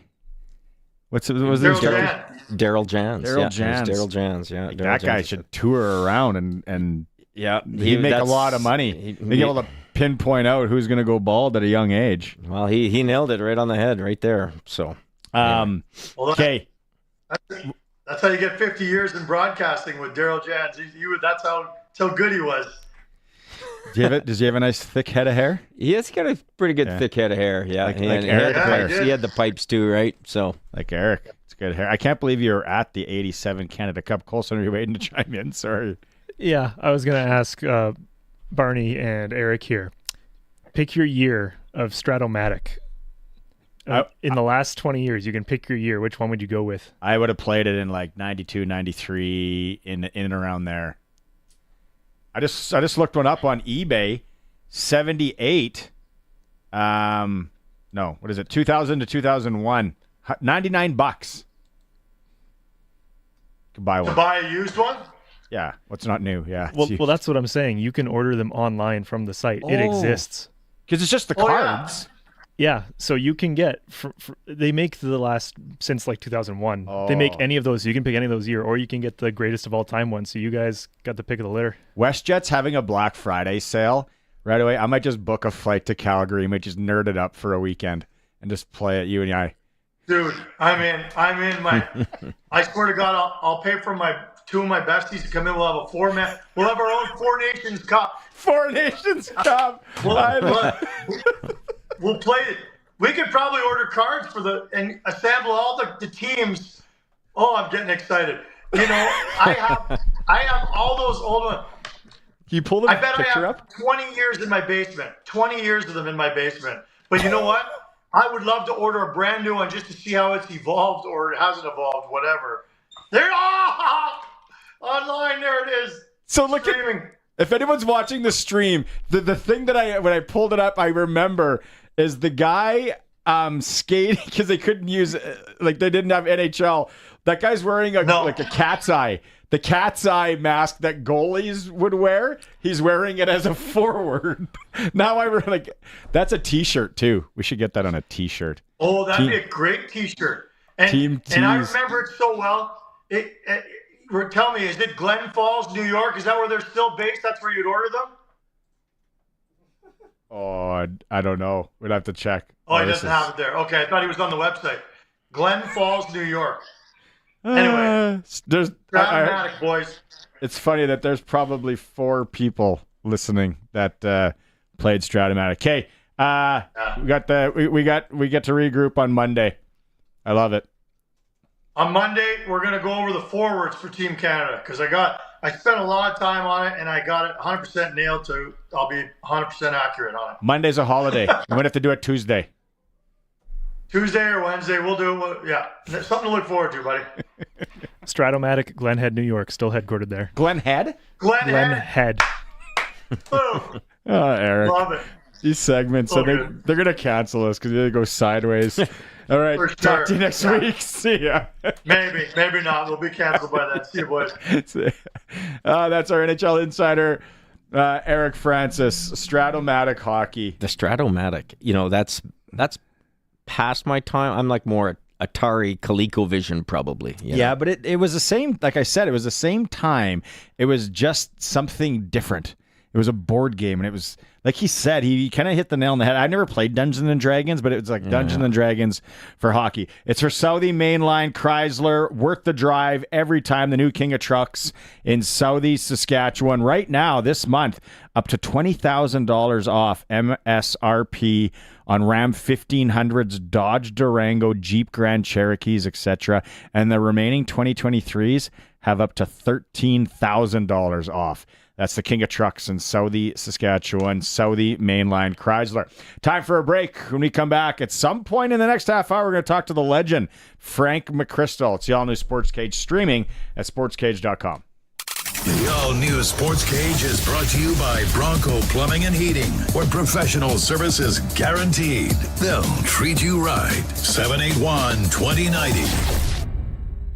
Harvard Heals with the annual Jim Pattison Children's Hospital Radiothon, presented by CIBC Wood Gundy. I'm Jocelyn Martel. I'm the director of the maternal fetal unit at the Jim Pattison Children's Hospital. I'm an obstetrician and I practice high-risk obstetrics.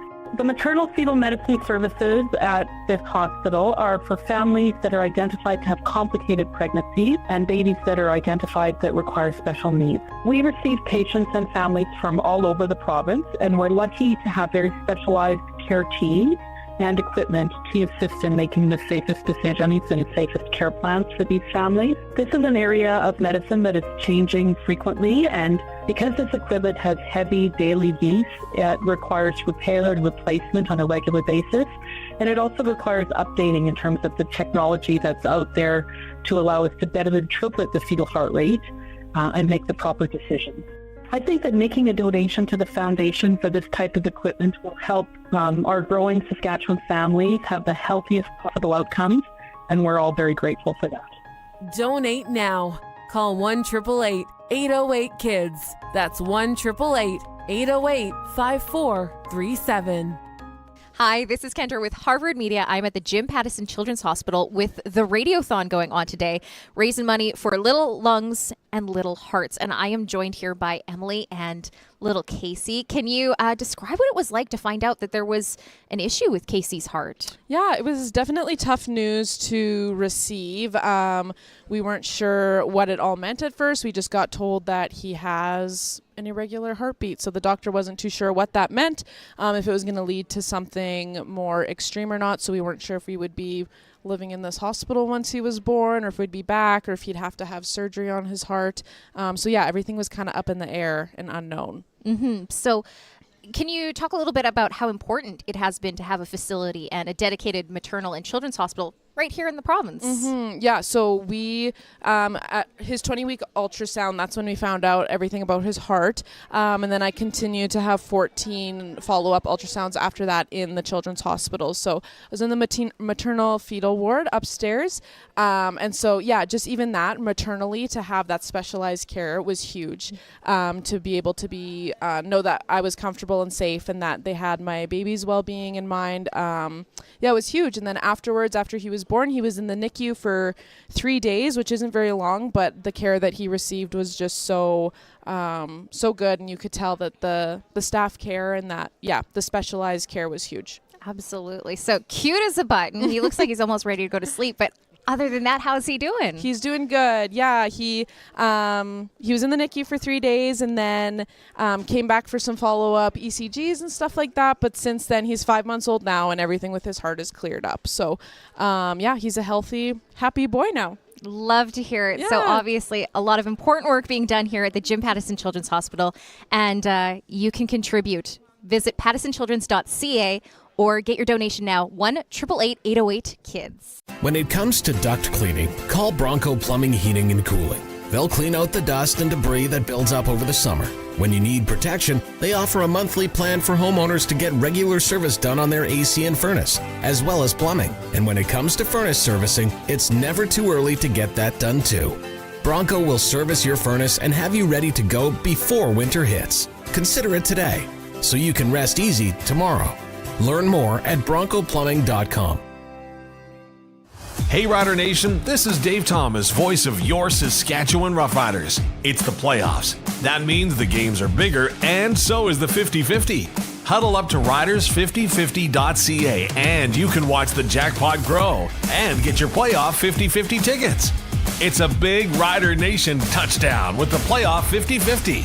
Go green and go all the way. Everyone wins with the Riders in the playoffs. License number LR240102. Well, howdy! Wood Country Woody here. Now, you already know Vic West Metal Cladding's the very best cladding for your outbuildings, but did you know Vic West also makes for superior roofs and fences?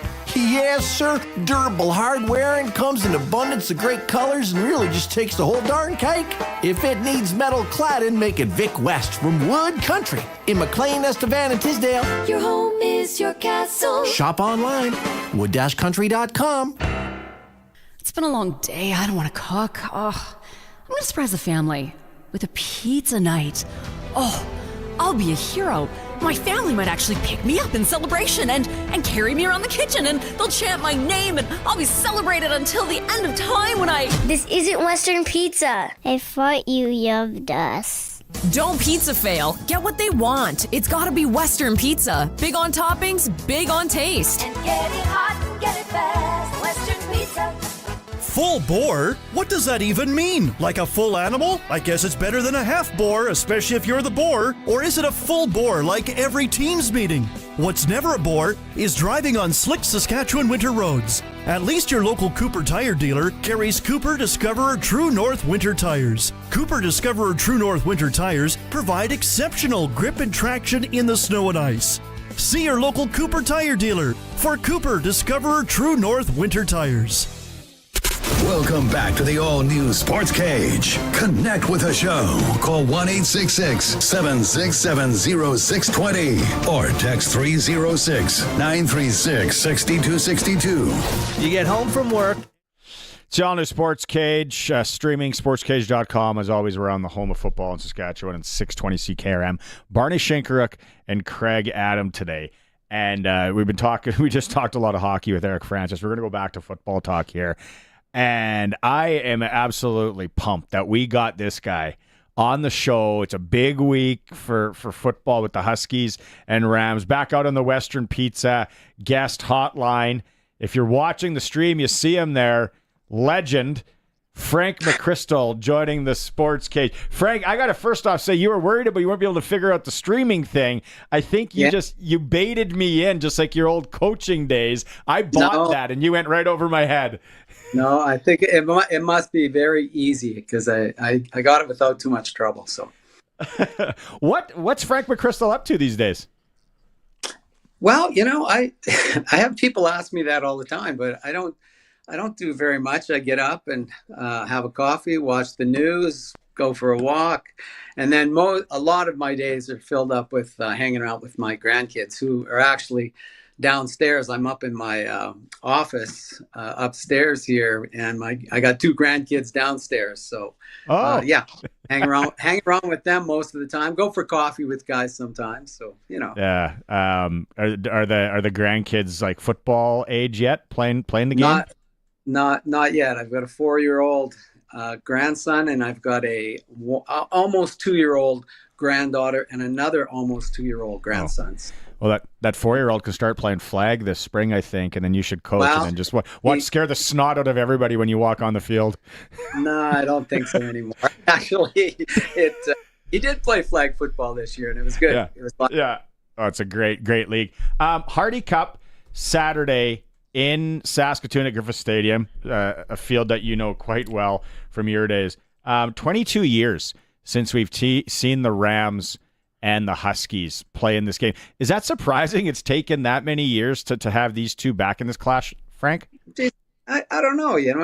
There's not that many teams in the league, and they both play pretty darn good football. So I don't really think about it, but when it's brought up and when you called me and talked to me about coming on here, I had to go back and think about it. And honest to God, I didn't even remember the score. I had to check what the score was.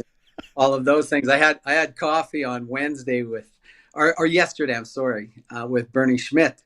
and my friend Ed Bankowski and Erwin Klempner, who was also a coach back in those days. And we talked about that game a little bit, what we could remember. So. Because I was working Global TV in Saskatoon, so I was covering that game there. You were just finishing, Craig, at Global Regina? Yeah, I had left in 2000 and the spring of 2022, and so I had missed 202. 202. That's right. Yeah, and had missed that game. So what do you remember about that game now that you went back over coffee and all that, Frank? I think it was like Neil Hughes was hurt. That was one of the key things. Yeah. That was a big thing. I mean, before the game, Lauren Calvert was there, the premier, which was kind of fun. And it snowed. And we took an extra 5 minutes. At halftime, we asked for extra time to clean the field. And all they did was clean the yard lines. And I know I came out from the dressing room and I said, why did we take 5 more minutes instead of cleaning the whole field off? But you know what the problem was? It was the referee in chief, and he was actually from Saskatoon. So I blame that. It never stopped. It never stopped, right? You know, I was just going to say it when Barney said he was with Saskatoon Global. I said, well, obviously this is the first time we would have ever spoken then. So I remember interviewing Frank, and then you know what? That makes sense. The Saskatoon. Maybe a relative or something you mopped up. He was with the Hilltops the years before. It's great though. Like, are you following the Rams quite closely still, Frank? You know, I don't really follow them a lot. Like, I certainly know what's going on with them. And, Mark McConkey I'll talk to him sometimes, and we'll go for a coffee or a beer, and Bruce Anderson and that sort of thing. But, it's always a little more challenging. Like, it's their team, it's Mark's team now. And if Mark calls me and says, hey, what about this or that? Certainly I would share with him. And I know that he's, from time to time, we'll talk to Bernie too about offensive stuff. But it's sort of like in the old days, Cal Murphy used to come when he was working for the Indianapolis Colts. He was a scout, and he would come and look at game film at our facility all the time. And I would ask him something. I go, what about this at a practice or that? And he says, well, are you asking me? I said, yes, Cal, I'm asking you. So you got to make sure that you're being asked, I think, before you kind of hang around. So. That's good. Frank, take us back to, the junior days of the Rams, and then the decision to go to Canada West and the university route, the thought process back then and the challenges that you guys faced, because it wasn't an easy transformation, I don't imagine. And, because we're already talking 1 or 2 generations of kids now, because it's been a long university program. But it wasn't always, what were the thought process and challenges you guys had back then? Well, to be quite honest with you, we were winning a lot in juniors. We really were. And I'm not saying that to kind of be a smart aleck or anything. You won a lot. Oh, trust me, I know. Yeah. It was like the happiest people in the world were the Saskatoon Hilltops that the Rams were leaving. Playing the damn Rams again. Yeah. No, go ahead, Frank. Sorry. It wasn't doing our guys any good. And it certainly wasn't doing some of the other teams. We were playing the Winnipeg team and beating them badly it wasn't helping anybody. It wasn't helping anybody in relative to them getting better as football players or having a good experience that allows them to be more and better citizens. So we thought that we would give this a whirl. And we talked to a guy named Charlie Bailey that was coaching McGill at that time. Really good guy, and he was in town recruiting, and so I was able to get in contact with him, and we went out and had a coffee or a beer or whatever, and talked about it and what it would involve and so forth. So it was that sort of thing that caused us to make the move. And, we decided that before the 98 season, because we wanted everyone to have an opportunity to know that we weren't going to be in the league and to arrange everything from schedules to, what they may have to be challenged about too. So that was good. But once you get in there, I think you face some challenges. We were we were a pretty young team because we were still junior age, guys like Neil Hughes and Jason Claremont, terrific players. But man, they were like maybe 19, 20. And then we were playing, there was no age restrictions then, which I think they've gone back to now. And when there was no age restrictions, we were playing guys that were 26, 28. There was a guy walked on the field. We were playing the Dinos. And I said, oh, geez, look at that. That's a pretty young coach. And they go, no, that's a slot back. He was number 32. He was 32 years old. So, those certainly were challenges in that respect. But I think the other thing that again, speaking from a Ram perspective, one of the real challenges we have is recruiting and getting people to come. This is, I think, the next biggest school in Can West is twice the size of the U of R in terms of student population, and we are essentially an undergrad university, so we don't have the colleges, that the other teams all have. So it would kind of be like Lumsden playing Campbell, if I'm talking to Regina, and that's for to get to the Hardy Cup and to do what they've done this year is pretty darn impressive, really. Was there Frank McChrystal joining us here on the Western Pizza Guest Hotline, legendary coach of the U of R Rams? Was there the Daryl Leeson effect too in those years? Because that's the name I remember being from Saskatoon. It's like this Daryl Leeson guy, like Jesus, what a quarterback to get to that, to make that CIS jump. Yeah, he was really incredible player. From Hudson Bay, Hudson Bay. Yeah, and, exactly. And we a guy named Ed Bankowski, a longtime director with us. He drove me up because I get lost all the time. He drove me to Hudson Bay, and we met with Daryl and his family and looked at some video, I guess, up there at that time, and came away and we go like, man, this guy's he's like 6'4", he's 215 pounds, and he's coming out of high school. He did some amazing things for us in junior, and then he went to play for the Dinos. But what's weird is Ron Lancaster was coaching the Edmonton Eskimos after the 95 season. So in 96, he was coaching the Eskimos, and he called me, or actually I called him because they were going to take Daryl to camp. And I said, are you serious about this guy? Like, he's junior football, he's Canadian. Are you serious? And he goes, Frank, I'm serious. He won't be number one. He won't be number two, but he'll be number three.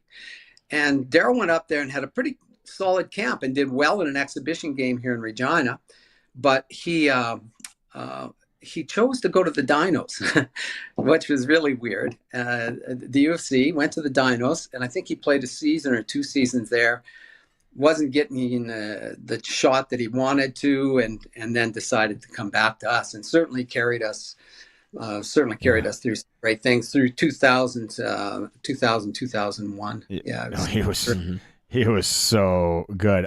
Quickly, we got a couple minutes left here. Are you following the Riders? Like, what's your take on the Riders here into Winnipeg? Every so often I phone Mark Mueller, but I only phone him when they're losing. Like, everybody wants to jump. When a guy's winning, they go, hey, congratulations, wonderful for you. But I called him after the Labor Day game, and he was very sad after Labor Day. But I did get him giggling and laughing, and certainly we made fun of all the people that are easy to make fun of. But how they'll do, I who knows? I predicted the USA elections wrong, so I don't know that I'm a great predictor here, but. Certainly they're going to do well, and I know they're going to be prepared, and really wish all the best to those guys that are playing, and obviously especially Mark. 30 seconds left here. I've wanted to ask this question to Sarge, to Brian Toweris, and now I'm going to ask it to you. Was there ever a chance that you were going to make a jump to the pro ranks back in the day? I was asked to go and guest coach, for example, with the Riders, but I didn't. I was teaching back then, and when I looked at it, what was best for my family, I wasn't interested in. So I didn't pursue that hard. And the other thing I told them is, when people ask me, I'm a head coach, man. I'm not doing the coordinating or area stuff. So. Frank, this is awesome. We're going to have to do this again. Thanks so much. I guess go Rams and go Huskies, or go Rams and go Riders this weekend. Yeah, thanks so much again, Frank. Thanks, Frank. Okay, thank you. Good to talk to you. And Frank McChrystal. So the Hardy Cup, you're a Saskatoon high school guy, and I went to Aiden Bowman. Well, I'm from Hudson Bay, but I moved away. Evan Hardy Collegiate. Yeah. That's the Hardy Cup. Yeah. The Hardy Cup was named after Evan Hardy, who was the head of ag engineering at the U of S. Huh. And the funny thing is, he played 5 seasons with the Huskies, and then they changed the rule that it was only for the students. Oh. So as one of the instructors was actually, he could have played for 15 years if they didn't change the rules. That's the Hardy Cup. What a tidbit. It's the all-new Sportscage. Time for a break. After the news, we're going to have Ryder Varga, former U of R Ram and current BC Lion. If you're watching that stream, sportscage.com. You get home from work, and as soon as you open the door, you realize, oh, this place smells like shocking surprise. You've got sewer problems. Let's be honest, sewer problems literally stink. You need to call someone who will get your sewer situation all sorted out. You need the sewer experts at Bronco Plumbing and Heating. They're number 1 in the number 2 business. Bronco Plumbing and Heating, serving Regina, Moose Jaw, and the surrounding area. 306-781-2090. Give them a call. They'll treat you right. Black Friday savings all month long at Watrous Mainline GM. Employee pricing on all 2024 Tahoe diesels, GMC Yukon Denali's, and GMC Yukon XL AT4s. Save over $10,000. Over 50 new GMC and Chevy half-tons on ground. Trail Bosses, AT4s, Elevation, Denali's. Watrous Mainline is the largest Buick Envision dealer in Canada. Over 100 en route and being built at factory. The original Mainline, Watrous Mainline, your GM superstore since 1962.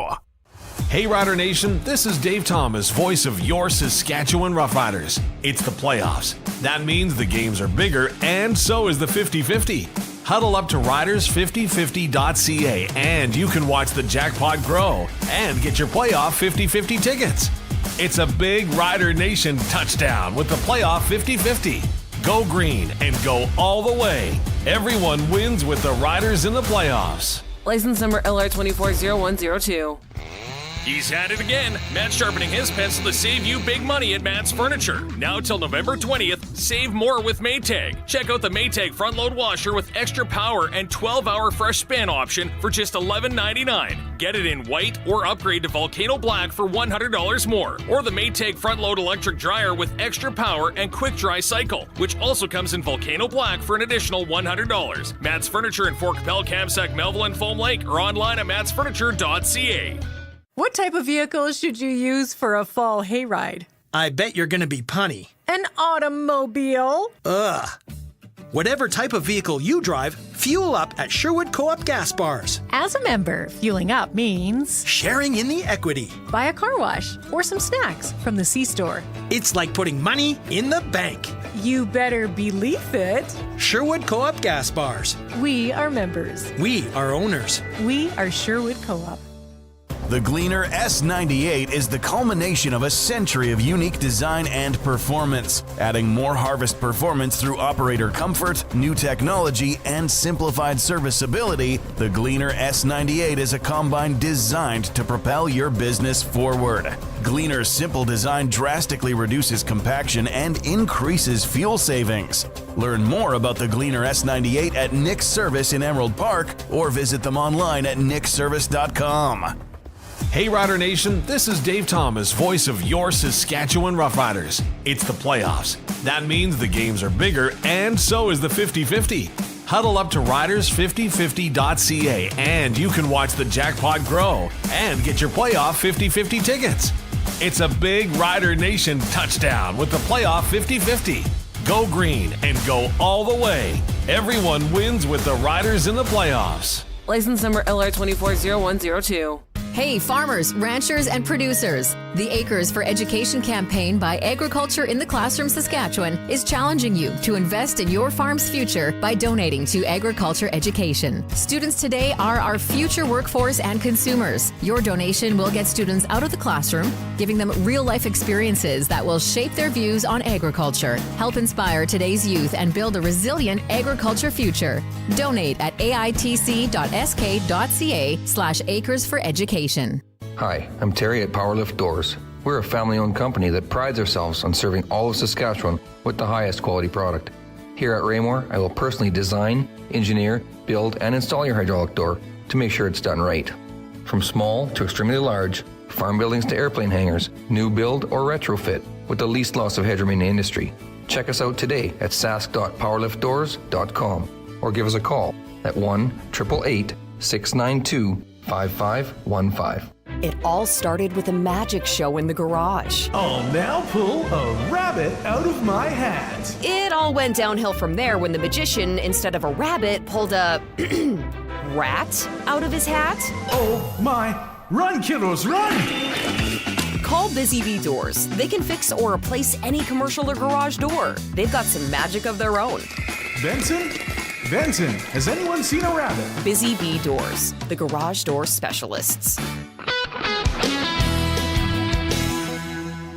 It's 5:01. Good evening. It's mostly cloudy and it's -1 in Regina. I'm Corey Atkinson from the Harvard Media News Center with 620 CKRM News for Echo Sound in Fort Capel. Stay connected with a new cell phone from Echo Sound.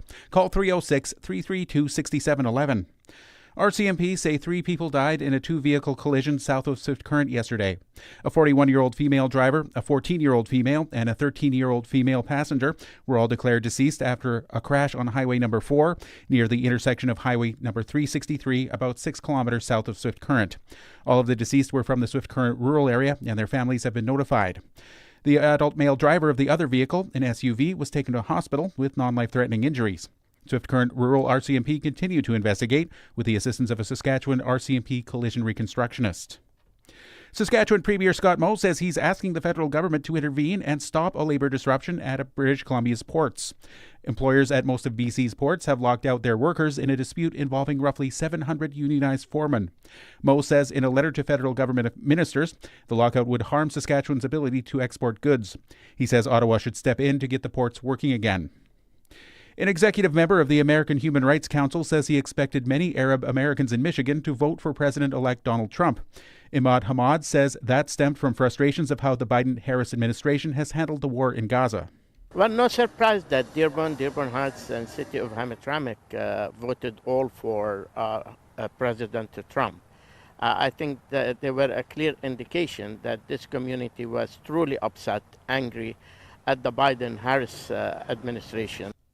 Democrats were worried that anger over the war would lead traditionally loyal voters to shift their votes to Trump or third-party candidates like Jill Stein or skip the top of the ballot altogether. And it's unclear whether U.S. funding for Ukraine will continue at the same pace it has been under a new Trump administration and Republican-controlled American Senate, but Ukraine's president is offering his congratulations. Ukraine's President Volodymyr Zelensky congratulated President Donald Trump as soon as it became clear he would win, even before the electoral count was tallied. Zelensky's haste underlining the anxiety in Ukraine that Trump could end strong US support. The Kremlin publicly has reacted cautiously to Trump's victory, but Russian officials have cheered, expressing some optimism it will help Moscow and weaken Kyiv. Patrick Reevell, ABC News, London. And Cineplex Incorporated says it will continue adding a fee to some online ticket purchases, but will adjust how the charge is communicated to moviegoers.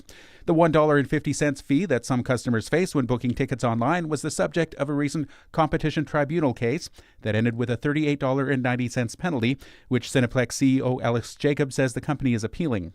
So they wanted us to say at the top that there was, a booking fee. And the difficulty for us was if you're a Cineclub member, you don't pay the fee. If you're a Scene member, you pay less of a fee. It's 5:04, and that's your 620 CKRM News. Read more stories from around your community and around the province at sasktoday.ca and 620ckrm.com. Your weather is next. You are my sunshine, my only sunshine. You make me happy when Uh-oh. There are some things that can get spoiled. A sunny day, maybe. Aw, and no umbrella or anything. And then there's Echo Sound, your SaskTel authorized dealer, where they have all the top-of-the-line smartphones with all the latest features. With such a wide selection and so many great plans, nothing can spoil it. Yay, rain! Echo Sound, your SaskTel authorized dealer in Fort Capel. EchoSound.ca. Are you losing sleep over your debt, being hounded by collection calls? My name is Jasmine Brown, a licensed insolvency trustee at BDO here in Regina. I understand that this can be a stressful situation, and I'm here to help. I can put a stop to these collection calls and guide you toward your debt-free future. All it takes is one phone call. Let's discuss your debt relief options during a free consultation. Call 1-833-BDO-TALK or visit bdodebt.ca to learn more. It's 5:05, and I'm Corey Atkinson with your 620 CKRM Precision Weather Forecast, brought to you by Line X Regina. Serious protection, killer looks, 1865 McCarra Street, and for Croft Electric. 27 years of trusted, reliable home, farm, and commercial service. For all electrical needs, croftelectric.com and all socials. Now here's Precision Weather meteorologist Phil Spivak. Partly cloudy and breezy through the night. Temperature backing down to around -5, then likely making a slow climb back to around 3 toward morning. It's going to be quite breezy, gusty southerly wind driving in that warmer air, and we're off and running already with the sunshine taking over through the day on Thursday, the high right around 10. A clear sky for Thursday night. The wind, which slowly backs down through the day, becomes light Thursday night. We drop off to around -5, and it's another mostly sunny day on Friday. The wind does pick back up, a gusty south to southeast and eventually south to southwest wind, but a double-digit temperature once again at 10 degrees, and another one of those on Saturday is likely. We'll see sunshine, the temperature up to around 11. Some cloudiness does start to mix in for Sunday. Shouldn't impact the temperatures too much. Likely a dry day Sunday with a high of 8, watching for the middle part of next week to bring some precipitation back in. With your 620 CKRM weather forecast, I'm Precision Weather meteorologist Phil Spivak. Across the province at this hour, Saskatoon is +4, Swift Current +1, Assiniboia +1, Broadview Moosomin -1, Yorkton Melville 0, Estevan -1, and Weyburn is -1. At this hour in Moose Jaw, it's cloudy, winds are from the south at 10 and it's 0. Regina is mostly cloudy, winds are from the southwest at 19, gusting to 29, and it's -1. For more local news that matters to you, subscribe to the daily newsletter at sasktoday.ca. When you want the best for your truck, you want Line X. Your truck has withstood the harshest elements Saskatchewan has thrown at it. Rocks, gravel, rain, sleet, and snow, and left with no chips, no rust. Line X protective coating keeps your truck's bed liners, rocker panels, and bumpers looking like brand new. Don't settle for Brand X. Go with Line X. It's serious protection. Come see why everybody loves taking their truck to Line X Regina for their rocker panels, bumpers, and more. Line X. Make your truck complete. 1865 McCarra Street. Croft Electric. You've probably heard of us because we've been around for over 27 years. We do commercial and residential work? Yes. We do permanent holiday lighting? Yes. We do cabins? Yes. And farms? Yes and yes. We're an authorized Generac generator dealer. We are a full-service electrical company with the experience and the people to service all of your electrical needs. We are Croft Electric. We will be here when you need us. Do it right, do it once. Follow us on all social and call 306-586-1333 to book. Broadcasting from Century Studios in downtown Regina, Harvard Media presents the all-new Sportscage, where Saskatchewan comes to talk local sports. Brought to you by the Saskatchewan Roughriders Foundation 50/50. Visit www.riders5050.ca to purchase your tickets for this week's game. Be a part of the show. Call 1-866-767-0620 or text 306-936-6262. The all-new Sportscage. Streaming at sportscage.com and on the radio at 620 CKRM. Yeah, it is for the Saskatchewan Roughrider Foundation 50/50, riders5050.ca. Tomorrow, 5 p.m. is the deadline to get in on the early bird prize. And it is a trip to San Francisco to watch the 49ers and the Rams. 2 tickets to the game, flights, accommodations, transfers, or you can take $9,000 cash instead. But you got to get the 50/50 by tomorrow at 5 if you want to play in the early bird prize. So, you ever been to a game in San Fran? At the Santa Clara? I have not. Okay. Nope. It's a very nice stadium. It's way out. And the accommodations is in Fisherman's Wharf. So you get all the Ghirardelli chocolate. And Would love to go. Alcatraz and lots of street people in San Fran. It's an interesting place. Still more to come. If you've missed Frank McChrystal, we got a chance to just have a nice chat with Frank McChrystal. That was great. That's going to be in podcast form if you want to go and listen to it. Also, the Eric Francis is up from last hour. That went off the rails. That was a lot of fun. We're going to stay with the football chat right now. We're going back out on the Western Pizza guest hotline. He was here on Saturday. Now he's back on the West Coast.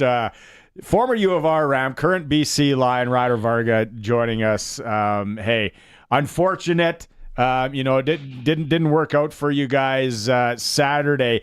But we want to talk first about the U of R Rams, your alma mater. They find a way to get it done. They're in the Hardy Cup. Again, there it is. Yeah, if you're watching the stream, he's wearing his Rams shirt. All Sasky matchup in the Hardy Cup, Ryder. That's pretty unique. Yeah, I mean, I think it was 2002 was the last time it happened. So I was about 3 years old. So I don't remember it too clearly, but I'm excited for this one. My roommate's Riley Pickett from U of S, so we gotta battle here for some pride. No, I'm sure there's a little wagering going on. Are you still close with any of the guys? Because you're only 2-3 years removed from the Rams. Still close with anyone on that team or chat with any of the guys? Yeah, for sure. There's a good handful of guys still that I saw it in the last couple of years of my career there, and then all the coaches too. Like they kind of coached me growing up. Like Sheldon Dray, he's coached me since I was 10 years old or so. So it still goes deep. Text the guys, and when they're losing a bunch of games, I was texting them what are you guys doing? You guys got to get figured out. But they're good now, so they're making me proud. Ryder, nobody would understand rivalries more than football, hockey, like anything Regina, Saskatoon. We talk high school, you talk junior football with the Hilltops and the Thunder and the Rams and the Huskies. Like that's a hated rivalry, is it not? Like going up to Saskatoon and playing the Huskies, like that's some good rivalry going on. Was that something that was inbred with you guys growing up? Yeah, for sure. I mean, they always think they're better than us, and my roommate will tell you Saskatoon's 5 times the city that Regina is, so I always take that one to heart. So they have some bridges. Okay, they got some bridges. That's all I say. You guys got bridges. Yeah, they have a river. Yeah. Okay, hold on, guys. Hold on, fellas. Ryder, I'm from Saskatoon, West Side. I don't know where your friend's from. Right. And I moved down here, met my wife, been in Regina now for 19 years. I'm going to tell you, there isn't a lot different between both cities. No, I've lived in both. They're both beautiful cities. I just like giving people a hard time. So the whole cocky Saskatoon thing, because I get it now too. They're like, "Oh, you live in Regina," and it's like, "Yeah, you live in Saskatoon, not Venice Beach." That's right. Yeah, it's not that big of a deal, guys. I should call him in here. He would love to hear this right now. Yeah. Well, this is awesome. Okay, I know you were playing Lions and Riders last, but did you go back and watch the highlights of how the Rams came back in Manitoba, like that last 4 minutes? Yeah, so I was actually in the locker room before, and I was listening on the radio, and I kind of knew the score, and it was right after Stubbs got that long touchdown run, so I kind of joined in. I thought we were winning, then I joined the radio, and I heard that we were losing. I said, "Oh, damn it, you guys, what happened?" I left for 1 second on the Twitter, and all of a sudden you guys are down, but it was electric. It was electric hearing it. I was sitting in my locker just visualizing the play calls and stuff like that, and just the fact that they went on that huge drive. Every play, they're bouncing back, and they hit some penalties, and they come back. It was awesome. It really made me amped before the game, and then just play calling Josh Donnelly. That's the OC there. That's one of my good friends, so really proud of him, and hopefully he can continue doing that. That's awesome that you were listening to the game. I don't know if I've ever heard that. That's commitment to to the school, that's for sure. U Sport playoff, pro playoff game, like emotions are high in both. It's football though, right? And you see it. You played for Leopoldus. You go down even probably to RMF when you're in this football game. That emotions. Football's weird because it's one game, and there's always something weird that happens. But maybe, and I'm asking this to you now that you're playing pro, maybe when you go to that amateur level, the college level, and then down, is there a chance for kind of a little more weirdness to happen just with all that, I guess, youthful exuberance or whatever you want to say compared to the pro game?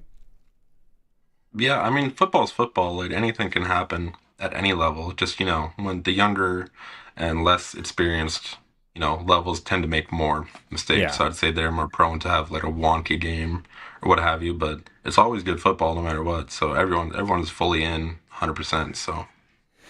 What if you get a chance? If you got a chance to get in there and you had a chance to hype up the Rams, I don't know. Maybe they'll get you to do a video of something like that. What message would you give those guys? There isn't much that I can say. I'm not a big oorah guy, but they know what's at stake here. This is their first time with the Hardy Cup in a long time. So it's one game. Anything can happen. You just make sure that you're giving your all every single play. You don't want to have any regrets after the game. Like, oh, I kind of gave up on the play. You can't do what ifs, but if you tried your hardest, you can live with the result either way.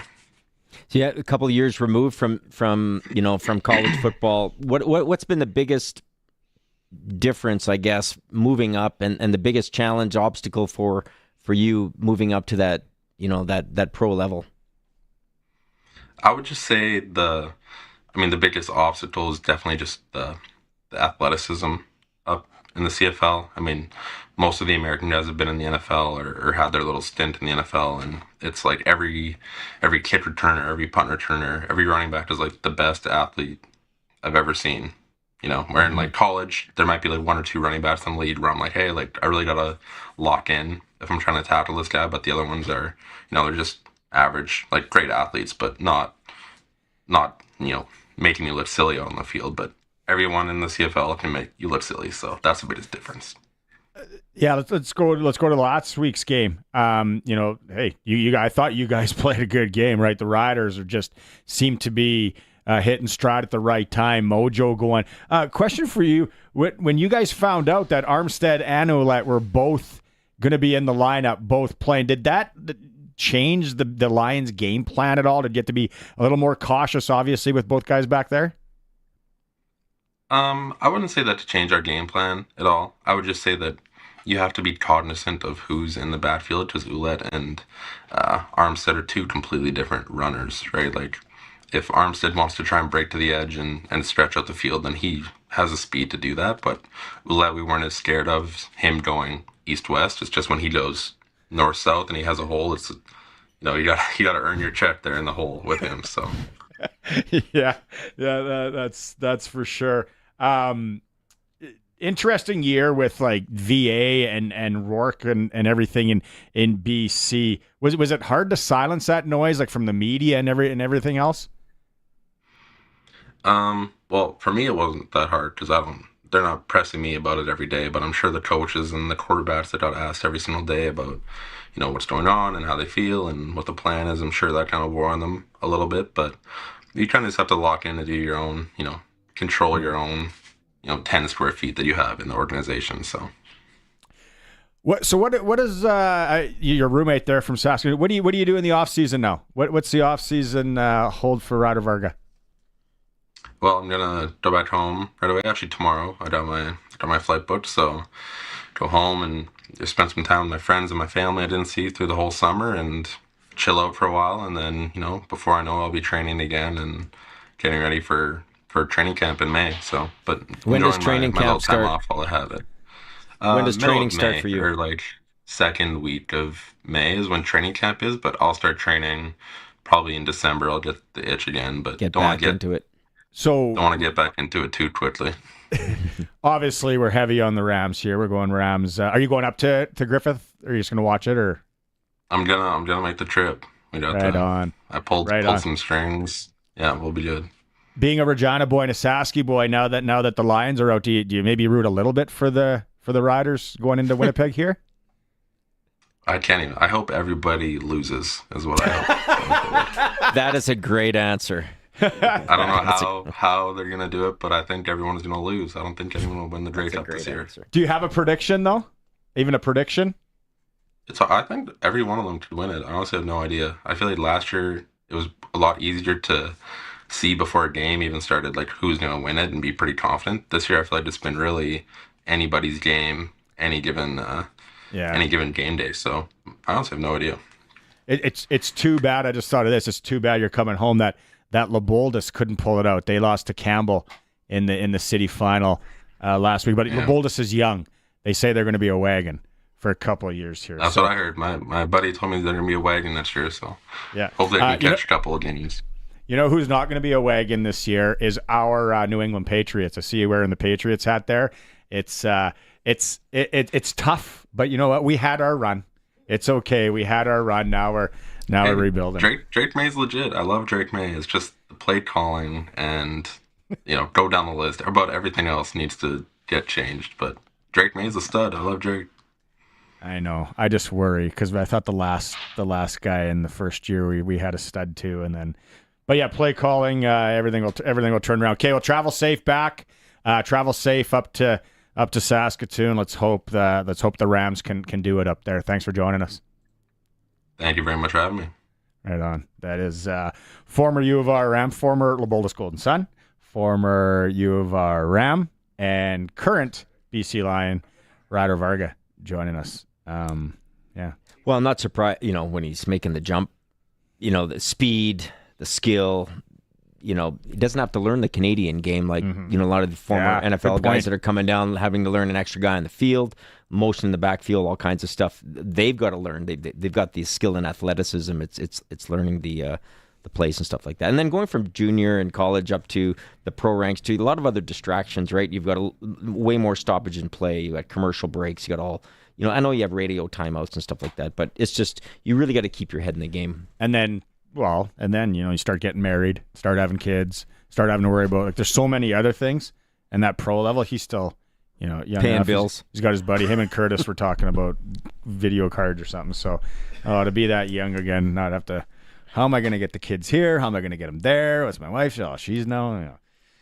No, it's, but anyway, Hardy Cup, it's right here on, it's on 620 CKRM 2, the Deuce as we call it. Brendan McGuire, Derek Bedwell going to have the pregame show 12:45, play-by-play at 1 o'clock. You go to 620ckrm.com, you look for CKRM2, you see it there. I'll be tuning in unless I go. Still an outside chance I'm making the trip up because it's not every, like I said, it's not every. Well, look how it's been a long time. The last time they played for a Hardy Cup, right? Yeah. 22 years. Yep. We are going to be talking hockey when we come back because massive news, what is it, about a month and a half ago, and then tomorrow is the big vote by the NCAA. Will they allow CHL players, that's WHL, OHL, Quebec League, after or even during their junior career to go down now and play NCAA hockey? We're going to be joined by NHL agent Wayne Crozier. This is the all-new Sports Cage on the home of the U of R Rams, 620 CKRM. The all-new Sports Cage is brought to you by Busy Bee Doors. Busy Bee will repair or replace your residential or commercial garage doors so you don't get stuck in or out. Catch the buzz. Busy Bee Doors, the garage door specialists. Harvard Heals with the annual Jim Pattison Children's Hospital Radiothon. I'm Rachel Levitt. I'm the manager for the Children's Cardiology and Respirology programs here at GPCH in Saskatoon. Both the cardiology and respirology teams, they use state-of-the-art equipment here at GPCH for diagnosis, treatment, and evaluation of all types of heart and lung challenges that our kids might experience. We really try to wrap around the child and the family to make sure that they have all the supports and services they need to really best manage their diagnosis and their care. Having access to the latest diagnostic equipment and treatment technology really goes a long way to help our patients and our teams throughout their journey in healthcare. So having this radiothon and having the support from our community within Saskatchewan and being able to keep current on all of these specialized equipment it really can't be overstated. It really makes our jobs a lot easier and helps us to make sure we're giving the absolute best care that we can. Our foundation works so hard for us so that we can have access to all of the latest technology, equipment, and treatment modalities that we can. So your dollars really count, and they stay right here in Saskatchewan. Donate now. Call 1-888-808-KIDS. That's 1-888-808-5437. It is a flurry of activity at the Jim Pattison Children's Hospital Foundation Radiothon Day 2. We are wrapping up. Joining me is CEO Bryn Bobak-Lane. Welcome. Thank you. Back to the table. We have got a total to announce. We do. We're so excited and so grateful to Saskatchewan people once again for coming forward and showing their support for Saskatchewan children and their families. Thank you for building this children's hospital, and thank you for making sure we outfit it with the absolute best world-class technology and equipment to make sure these kids get everything they need when they come through the doors. So proud to tell you that we reached $1,010,204.03, and we're loving every minute of this because we know that we can buy this equipment, and we know that the kids are going to be benefactors of this. So thank you for the generosity. Little Hearts and Little Lungs being benefited yesterday and today, and it continues on. We're still going to accept some donations if people want to add to this momentum. Yes. We'll take it. Yes, all night. The phone lines will be open all night, so please don't hesitate to call. 1-888-808-KIDS or PattisonChildren's.ca. That's correct. Thank you to our presenting sponsor, CIBC Wood Gundy. Matching sponsors, Gord and Barbroda, chipping in $150,000. Some incredible stories from the last 2 days. And thank you so much, Saskatchewan. Thank you, Bryn. Thank you to Saskatchewan. Eder Seed and Processing east of Regina is always looking for seed, particularly brown and yellow flax and large caliber peas, including forest, comfort, spruce, and striker green peas. They're splitting peas for human consumption, and they're always looking to buy. Eder Seed and Processing is licensed and insured with the Canadian Grain Commission. Call Jim at 522-1668 for delivery options and prices. That's 522-1668. Eder Seed and Processing, just east of Regina off Highway 33. Pizza! Where's it from? Kids, it's not delivery, it's... No, it's definitely delivery. It's from Western Pizza. Mama's had a long day, so she ordered online, poured a glass of Happy, put her feet up, and waited for the doorbell. There's also Caesar salad, lasagna, chicken wings. Oh, I got lots, so we can have the leftovers tomorrow and the next day. Western Pizza. Big on toppings, big on taste, big on convenience. Get it delivered today. Hey Rider Nation, this is Dave Thomas, voice of your Saskatchewan Roughriders. It's the playoffs. That means the games are bigger, and so is the 50-50. Huddle up to riders5050.ca and you can watch the jackpot grow and get your playoff 50-50 tickets. It's a big Rider Nation touchdown with the playoff 50-50. Go green and go all the way. Everyone wins with the Riders in the playoffs. License number LR240102. Husqvarna wants you to remember when you were a kid, watching Switchback in the nice warm house while your parents were outside shoveling snow. Make it quick, I'm watching Switchback. Well, now that you're the adult and shoveling snow is still a drag, get yourself a Husqvarna snowblower from the local team at Prairieland Rentals. This is no big box store. You deal directly with the owner, who knows Husqvarna, and a guy who would always answer, make it quick, I'm watching Switchback. Prairieland Rental, 600 Albert Street, prairielandrental.com. The new king of trucks in Southeast Saskatchewan is Southie Mainline Chrysler. Get $1,500 bonus cash on select Jeep Grand Cherokees. You can also get up to 15% off on select Pacificas, up to $18,000 off on select Ram 1500s, or 0.99% for 72 months financing. It's the new king of trucks in Southeast Saskatchewan, just 30 minutes north of Regina. Visit SouthieMainline.ca. Southie Mainline Chrysler, worth the drive every time. Guaranteed. Hi, this is Shannon Forrester with Floor Coverings International. People tell us our mobile flooring showroom and seamless service experience is an easier way to buy flooring. Our consultation takes place in your home, and from our on-time, on-budget installation to our final walkthrough, our team is with you until you're completely satisfied. Check out our Google reviews and see why we are the 5 stars of flooring. Don't let our name fool you. We are locally owned and operated.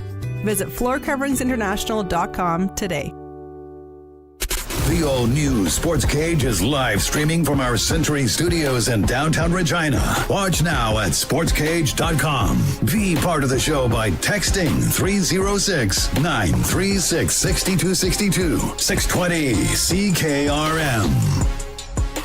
It is the Wednesday Sports Cage for the Saskatchewan Roughrider Foundation. 50-50. The early bird by tomorrow at 5 o'clock. Tomorrow at 5 o'clock is key. Riders5050.ca, and you get a chance to win the early bird prize of the trip to San Francisco to watch the 49ers and Rams. Two flights, accommodations at Fisherman's Wharf at a fancy hotel called the Argonaut. Hotel transfers to the game, or you can just take $9,000 cash if you want to make it easy and go to your own NFL game. But you got to get in by 5 o'clock tomorrow. Riders5050.ca. Ryder Varga joined us before. That's going to be in podcast form right away. Colson's working on that, getting it up. Craig Adam is with me all day here today. Go through the Hardy Cup. The people that maybe just driving home didn't get it. You had the history of why it is called the Hardy Cup, which I never knew. Well, named after Evan Hardy, right? Evan Hardy Collegiate. Yeah. Famous, of course. Evan Evan it beat Hardy. us in the semifinals. Yeah, there's some great football players played for Evan Hardy. Dwayne Demetrician, I believe, and some other ones, of course. So Evan Hardy was the head of the agriculture engineering department at the University of Saskatchewan. Okay, right. So like a teacher, an instructor. He played for the Huskies for 5 years, and then they made a rule that, hey, maybe this is only for the students. And so they actually had to change the rule back so Evan Hardy could not play anymore. Like, maybe could have played 20 years. Who knows? But anyway, the Hardy Cup named after Evan Hardy. Wouldn't that have been something if he was there? There's a story, and I had it up on my desktop, and I took it. There was a college player in the States that there was some sort of loophole that played at a crazy age. I think it was this year or last year, somehow, some way, but it was really interesting. Speaking of college hockey, NCAA Div 1, it's a big deal. It's like in Canada, it can be. And, you see the kids going the junior A route, or they go to BC into the BCHL now, or they go USHL down there. But if you're an American kid, and especially like that Eastern Seaboard up and around there, like you want to play Div 1 college hockey. Like that, about the major junior thing up here, but that's what you want to do. And it's always kind of been, you got to choose. A lot of kids got to choose one way or the other, because if you go play major junior, it's considered pro, for lack of a better. I don't want to get into all the Stratomatic hockey, of all this, but it's considered pro. So then now you're foregoing your NCAA eligibility. Like you're talking one exhibition game, one game. So that's where a lot of kids would wait, and they won't go. It's like, no, I want to go to school. Rod Brindamore playing in Notre Dame. Yeah. That's the reason why he didn't go, right? I mean, he wanted to go and have a scholarship and everything else. That's why there's 50 NHL scouts and 10 fans at Wilcox watching Rod Brindamore, Curtis Joseph, Kent Manderville, Scott Pellerin, all these guys, right? Wow, yeah, those are good. And then more recently, Cale Makar. There you go. Brooks Bandits. Correct. Playing college. We had this guy on, going back out on the Western Pizza guest hotline. Perfect night for a Western Pizza wheel. It always is. Wayne Crozier, agent. And he's kind of tied in pretty closely to this whole operation and what's going to go on. But tomorrow is the vote, Wayne, right? We've been waiting for this. It kind of shifted a couple times, but now it's like November 7th. And so it's the NCAA that is voting and saying, all right, yep, you've played major junior hockey. We don't care. You're eligible to play. For lack of a better, in layman's terms or whatever, is that how it's going to go down? Yeah, essentially you're pretty close there, Barney. And before we get going into that, I have to compliment Craig there, man. He brought back some old names there that I haven't heard those names in a long time, except for Brindamore, of course, still in the league coaching, but some good old names there from the Hounds program. So that was fantastic. But as far as what you asked there, tomorrow it's been put on the agenda for the D1 Council meetings where they're going to talk about CHL eligibility for players. And it's basically expected to be a slam dunk. It's going to happen. I've been talking with a number of D1 coaches. We're actively talking about some of our players. They're actively recruiting both Western Hockey League players and U Sports players. So U Sports will be a part of this also. So it's going to be an interesting day. I think we kind of know what the outcome is going to be, but again, we can't say for sure until it happens. Okay, we can't go for sure, but like, are we in that like 90 to 100% that it's going to happen? I would say it's 99% based on the discussions that I've had. So, there's going to be a lot of things that have to get worked out, though, Barney, that'll be related to this approval. And I'm sure, the WHL is thinking of it. I'm sure the NCAA is thinking of all these different things. But certainly there's going to be a lot of impacts and repercussions when this decision does get announced. Yeah, like I think the one off the top of my head is now, okay, like the Saskatoon Blades or Regina Pats or whatever. It's like, okay, well, yeah, we have the education fund for you. But if you are 2 years in and all of a sudden you Michael Bolton for the NCAA, well, then now you're forgoing that because now you're going down and getting a ride from wherever. That's just off the top of my head. What are you hearing? And I think the last time we talked a few weeks ago, like you were starting to field, a lot of questions from kids, from parents, but also there's a lot of NCAA schools that allegedly have been up scouting the Western Hockey League like crazy already this year. Oh, absolutely. If they're not there live in person, they're certainly doing it on video. Like I say, I've had calls from a number of schools. We got a number of CHL players basically been talking pretty much about every one of our single players because certainly the 20-year-olds this year, the 2004 born, are going to be very attractive to them. They can go in, as college freshmen and have an impact. But it sounds like they're also going to be looking at 2003 and 2002 born, where they basically think, say, as a 2002 born player, they could go in and essentially be a junior for them, like a third-year player. So there's some colleges that are looking to ramp up that may pick a kid out of U Sports that played Western Hockey League, has a couple of years of college under his belt, so he still has 2 years of eligibility left, and it's going to be an immediate impact player. So all kinds of things like that. So it's basically made the college recruiting job 10 times harder. Like every guy I talk to is just hating all this stuff because, now they're having to scout the WHL. They're having to scout U Sports. It was big enough job as it was just to scout all the junior leagues and the prep schools, but now the pool's got a whole lot bigger. Yeah, that would.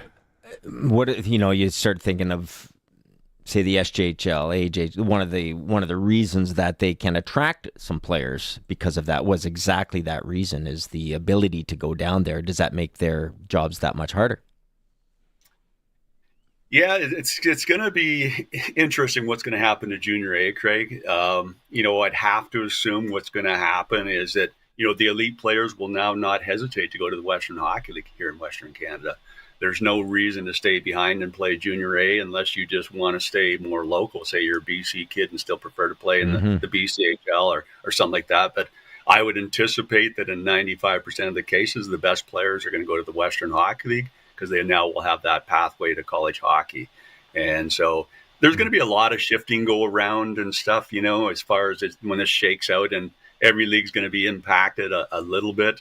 And we can kind of talk about that if we want. But certainly I see from, a WHL perspective, they're going to have to modify their current standard player agreement because now, there's nothing in there saying that you have to play with us until you're 20 to get your scholarship. I assume they're going to introduce some rules that if you leave before your eligibility of the WHL expires and go NCAA, you maybe forfeit your education scholarship from the WHL, or it's limited. WHL may try to incent their scholarships a little bit more to try to keep players. All kinds of variables that pop up for sure. Wayne Crozier joining us from Trailblazer Hockey Advisors. We're talking about the NCAA tomorrow, probably given the green light to allow major junior kids. We got a few minutes left here. The one thing, do you think we're going to see any of these kids, these players that went to the BCHL because, they're going to go play, or the USHL?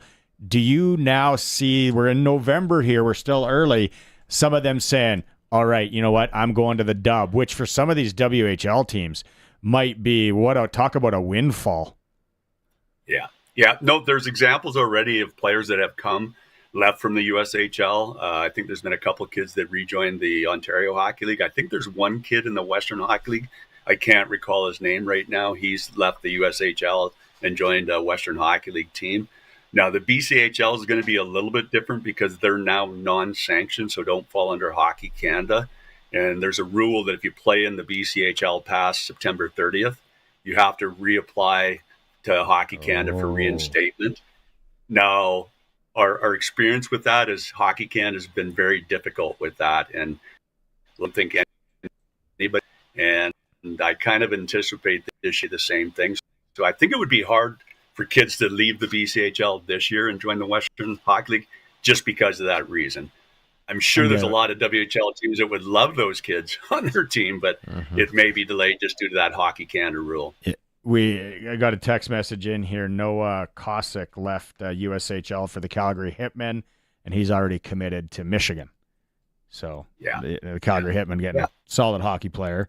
And it's like, what are we? Is there anything else that we should maybe touch on before tomorrow? Here, Wayne, the guy that's kind of that's right in the thick of things. Well, the only other thing is to talk about maybe the NHL impacts, because there's going to be impacts at the NHL level too. Because today, a CHL player, when he's drafted, the NHL team has 2 years to sign that player, or else that player goes back to free agency, can be drafted again or sign with somebody else. When you're going the college route, they have 4 years. You're basically your 4 years of college eligibility to sign you. So again, they're going to have to modify that. It's also relates to NHL camps, because today NCAA players can't go to main camps and participate in NHL preseason exhibition games. So that's probably going to change also. So there's going to be almost impacts at almost every single league. So I would anticipate it's going to be a little bit chaotic this first year. But longer term, I just see it's going to be the new norm. The best players will go to the best leagues, and as people funnel up. And, there is tons of good hockey players. And you alluded to it a little bit earlier about all the great players in the Northeast that want to play college. Well, just think about California, Arizona, and Nevada. There's some of the best hockey players in the United States coming out of those areas just because they have money. A lot of cases, their parents or their dad was an NHL player, so he's able to teach his kid. There's unlimited good hockey players today. And so the leagues will still be fantastic. It's just going to be a little bit of a shakeout in the short term. So I tell my clients not to panic too much. It's going to be a little bit chaotic. And if you happen to be a 2004 kid that was committed to go into, North Dakota, there's a chance you could get pushed back or something just because a CHL player may take your spot. I mean, I think that's going to be rare, but there is some cases where college coaches I've talked to have said, they've got an incoming pipeline of recruits that they may have to push some back if they, decide to take a U Sports player or a CHL player. So then what would that kid do? Let's say he's done his major junior eligibility or like junior eligibility, sorry. So would he maybe go, did they say, go play CIS for a year or senior, just kidding. But yeah, CIS or something. That could be one scenario. They could steer him to U Sports. They could say, we're going to decommit you. You can go to another college where there's an opening too. That was my next question. Sorry, that was my next question. How many decommits could we see? Well, every year there's lots. I mean, they're just never publicized. So, you don't really know. But the reality is, and I always joke with players and parents sometimes because they get antsy, they see, somebody that's a comparable player got a D1 commitment. And I said, yeah, everybody always announces their commitment on social media, but I've yet to see anybody announce their decommitment on social media. So the more that happens than we really know about. True. The schools don't publicize it, obviously, and typically players don't either. Okay. Well, hey, let's keep this pipeline open. I appreciate you coming on today. Tomorrow's a big day. We're hoping to have Braxton Whitehead on the show tomorrow to talk about it because he was the kid that kind of started this all, right? And who doesn't want to play hockey in Tempe, Arizona for 4 years after your dub career? You come on. But Wayne, thanks so much. And let's chat again. Thanks for having me, guys. Look forward to chatting again soon. Right on. Wayne Cozier from Trailblazer Hockey Advisors. Huge day. I know, when we talked about you coming on the show here, you didn't really know a lot about this, so didn't get it. Well, I had heard something was going on there, yeah, for sure. But, like he said, it's going to be the new norm. What was the year that the NHL went back to, drafting players at 18? That's the Ken Linsman effect, was it not? Wasn't it Kenny Linsman who I think so, yeah. Who sued the NHL or because he was 18? He's like, look, I can go fight for my country in overseas. I'm an adult. I can vote, and I can't play professional hockey. So I believe, I'm not sure what the age was. It was 19 or 20, but then they moved that back to 18. Was it 20? It might have been, and I thought it was Ken Linsman, but I'm getting old. My memory's good. It's just not very long. It's short. Ken Linsman effect refers to the challenge Linsman made to the NHL's 20-year-old draft age restriction. Linsman, nicknamed the Rat, was the first choice in the 78 NHL draft, but was 19 years old at the time. He filed a lawsuit against the WHA NHL, but eventually signed with the World Hockey Association's Birmingham Bulls. There you go. Birmingham Bulls. Paint me a Birmingham, Tracy Lawrence style. Yes. Time for a break. It is the all-new Sportscage streaming at sportscage.com. Eder Seed and Processing east of Regina is always looking for seed, particularly brown and yellow flax, and large caliber peas, including forest, comfort, spruce, and striker green peas. They're splitting peas for human consumption, and they're always looking to buy. Eder Seed and Processing is licensed and insured with the Canadian Grain Commission. Call Jim at 522-1668 for delivery options and prices. That's 522-1668. Eder Seed and Processing, just east of Regina off Highway 33. SaskPower is working to improve the power system in your area. In order to do their work safely, they need to shut the power off for customers in Regina, 1600 block of Benson Bay, 1700 block of Boyd Street East, Sinclair Street East, 2200 block of Audie Street, Gardner Place, and Baldwin Bay from 9:30 a.m. to 1:30 p.m. tomorrow, November 7th, weather permitting. For updates on this outage, visit saskpower.com/outages. Regina Pats hockey is back, and that net is wide open to renew your plates.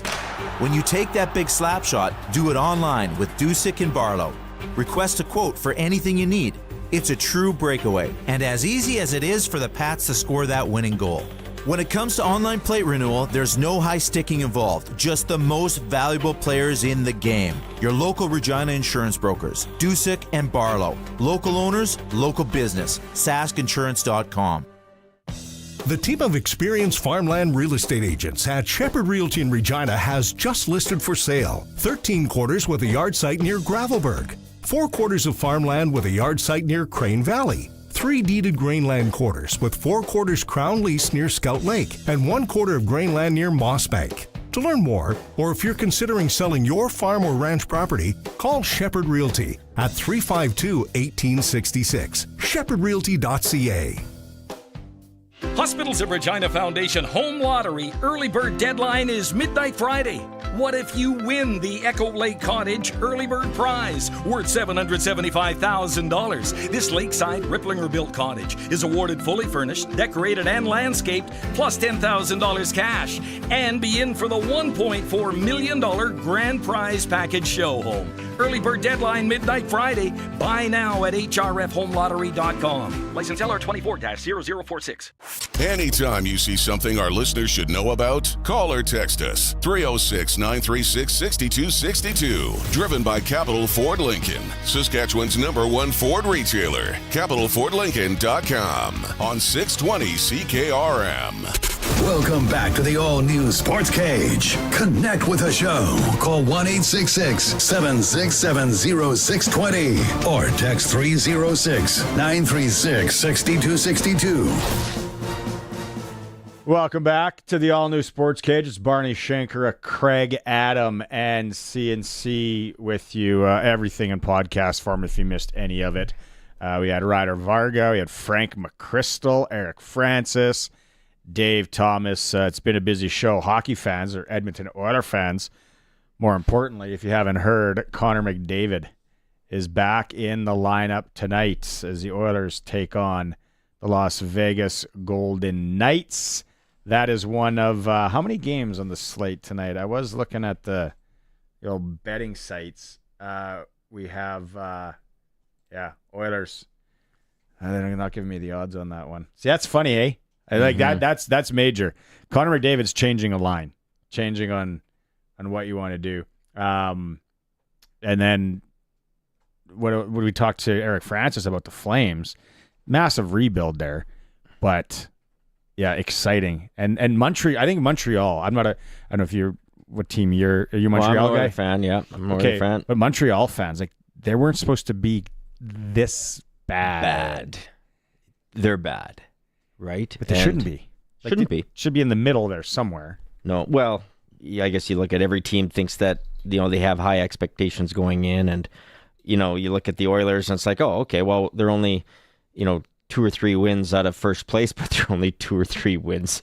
They're only 1 win better than Chicago and San Jose. You know what I mean? So there's a fine line with, the Oilers always play 500.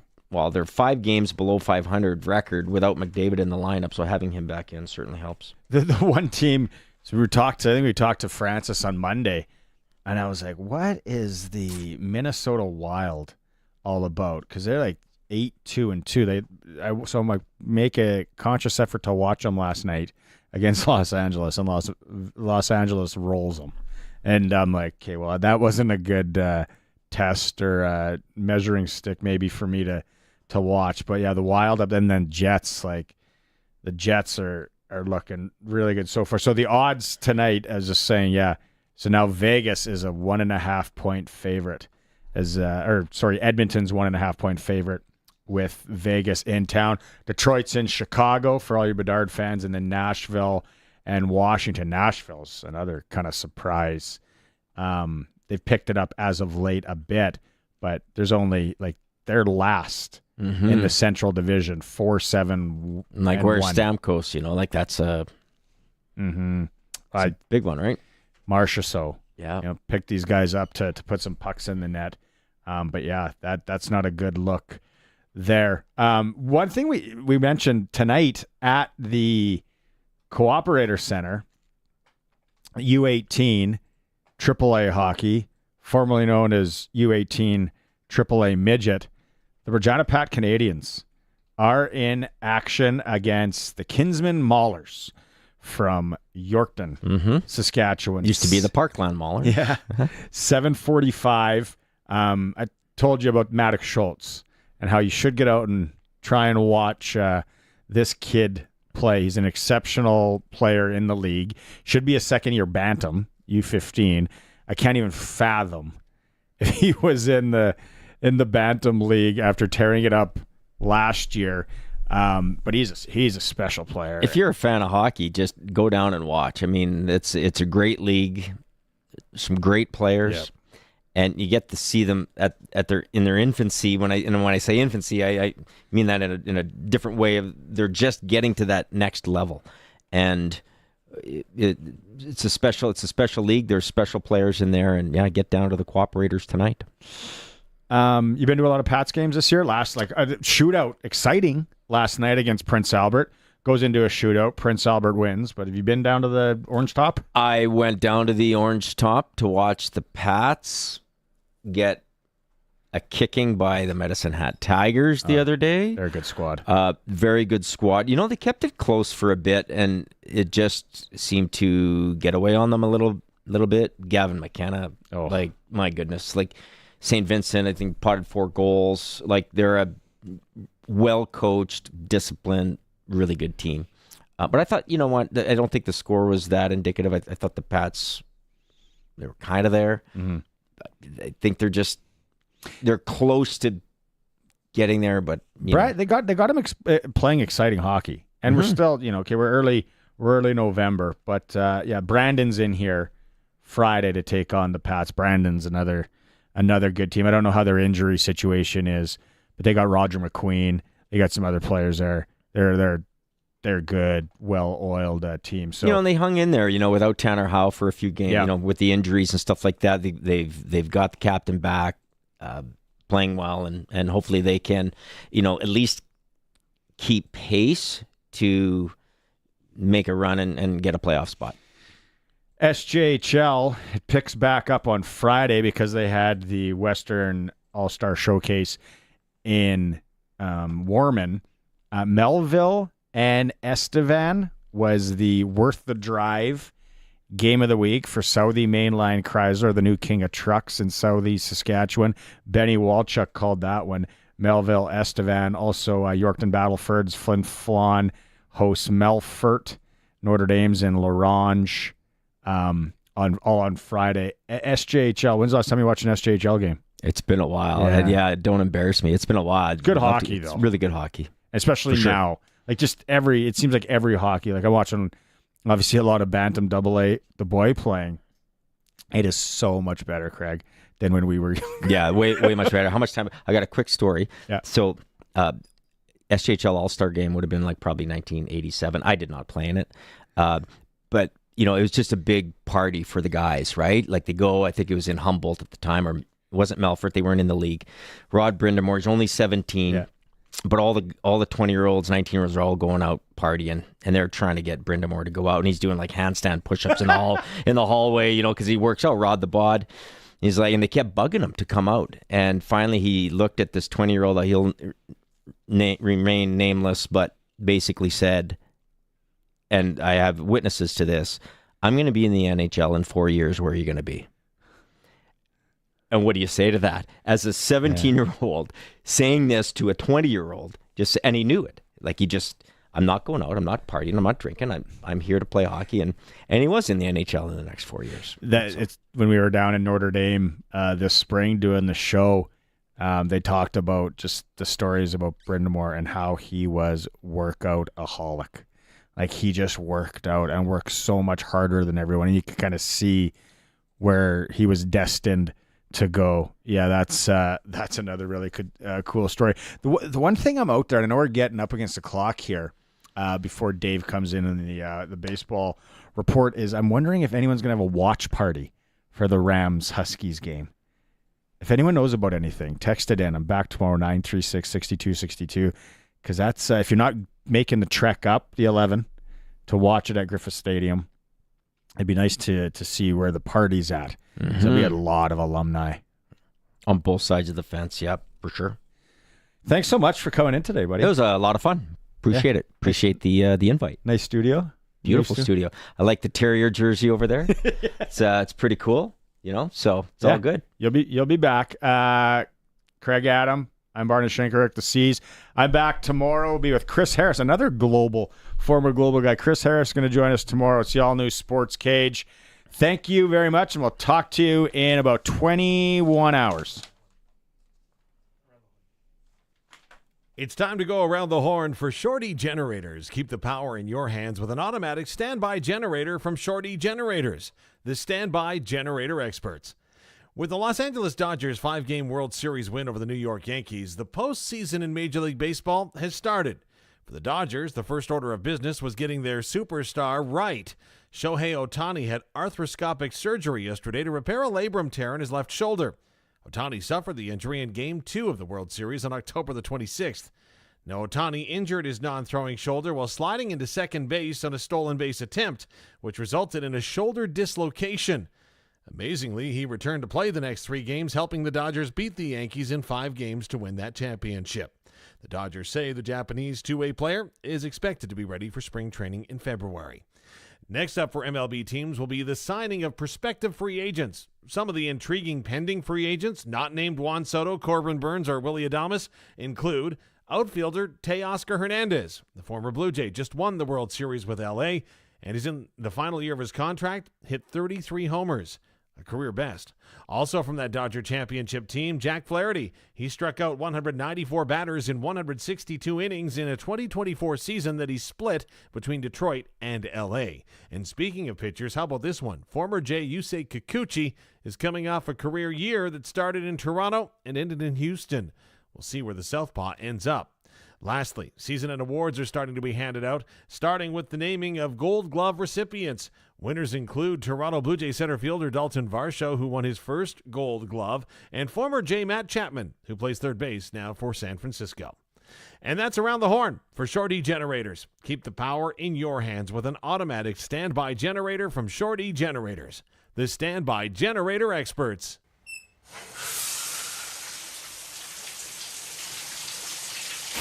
Sorry to scare you in the shower. Mother sent me to tell you that Future Vision is having a big 2-for-1 sale, with international styles arriving daily.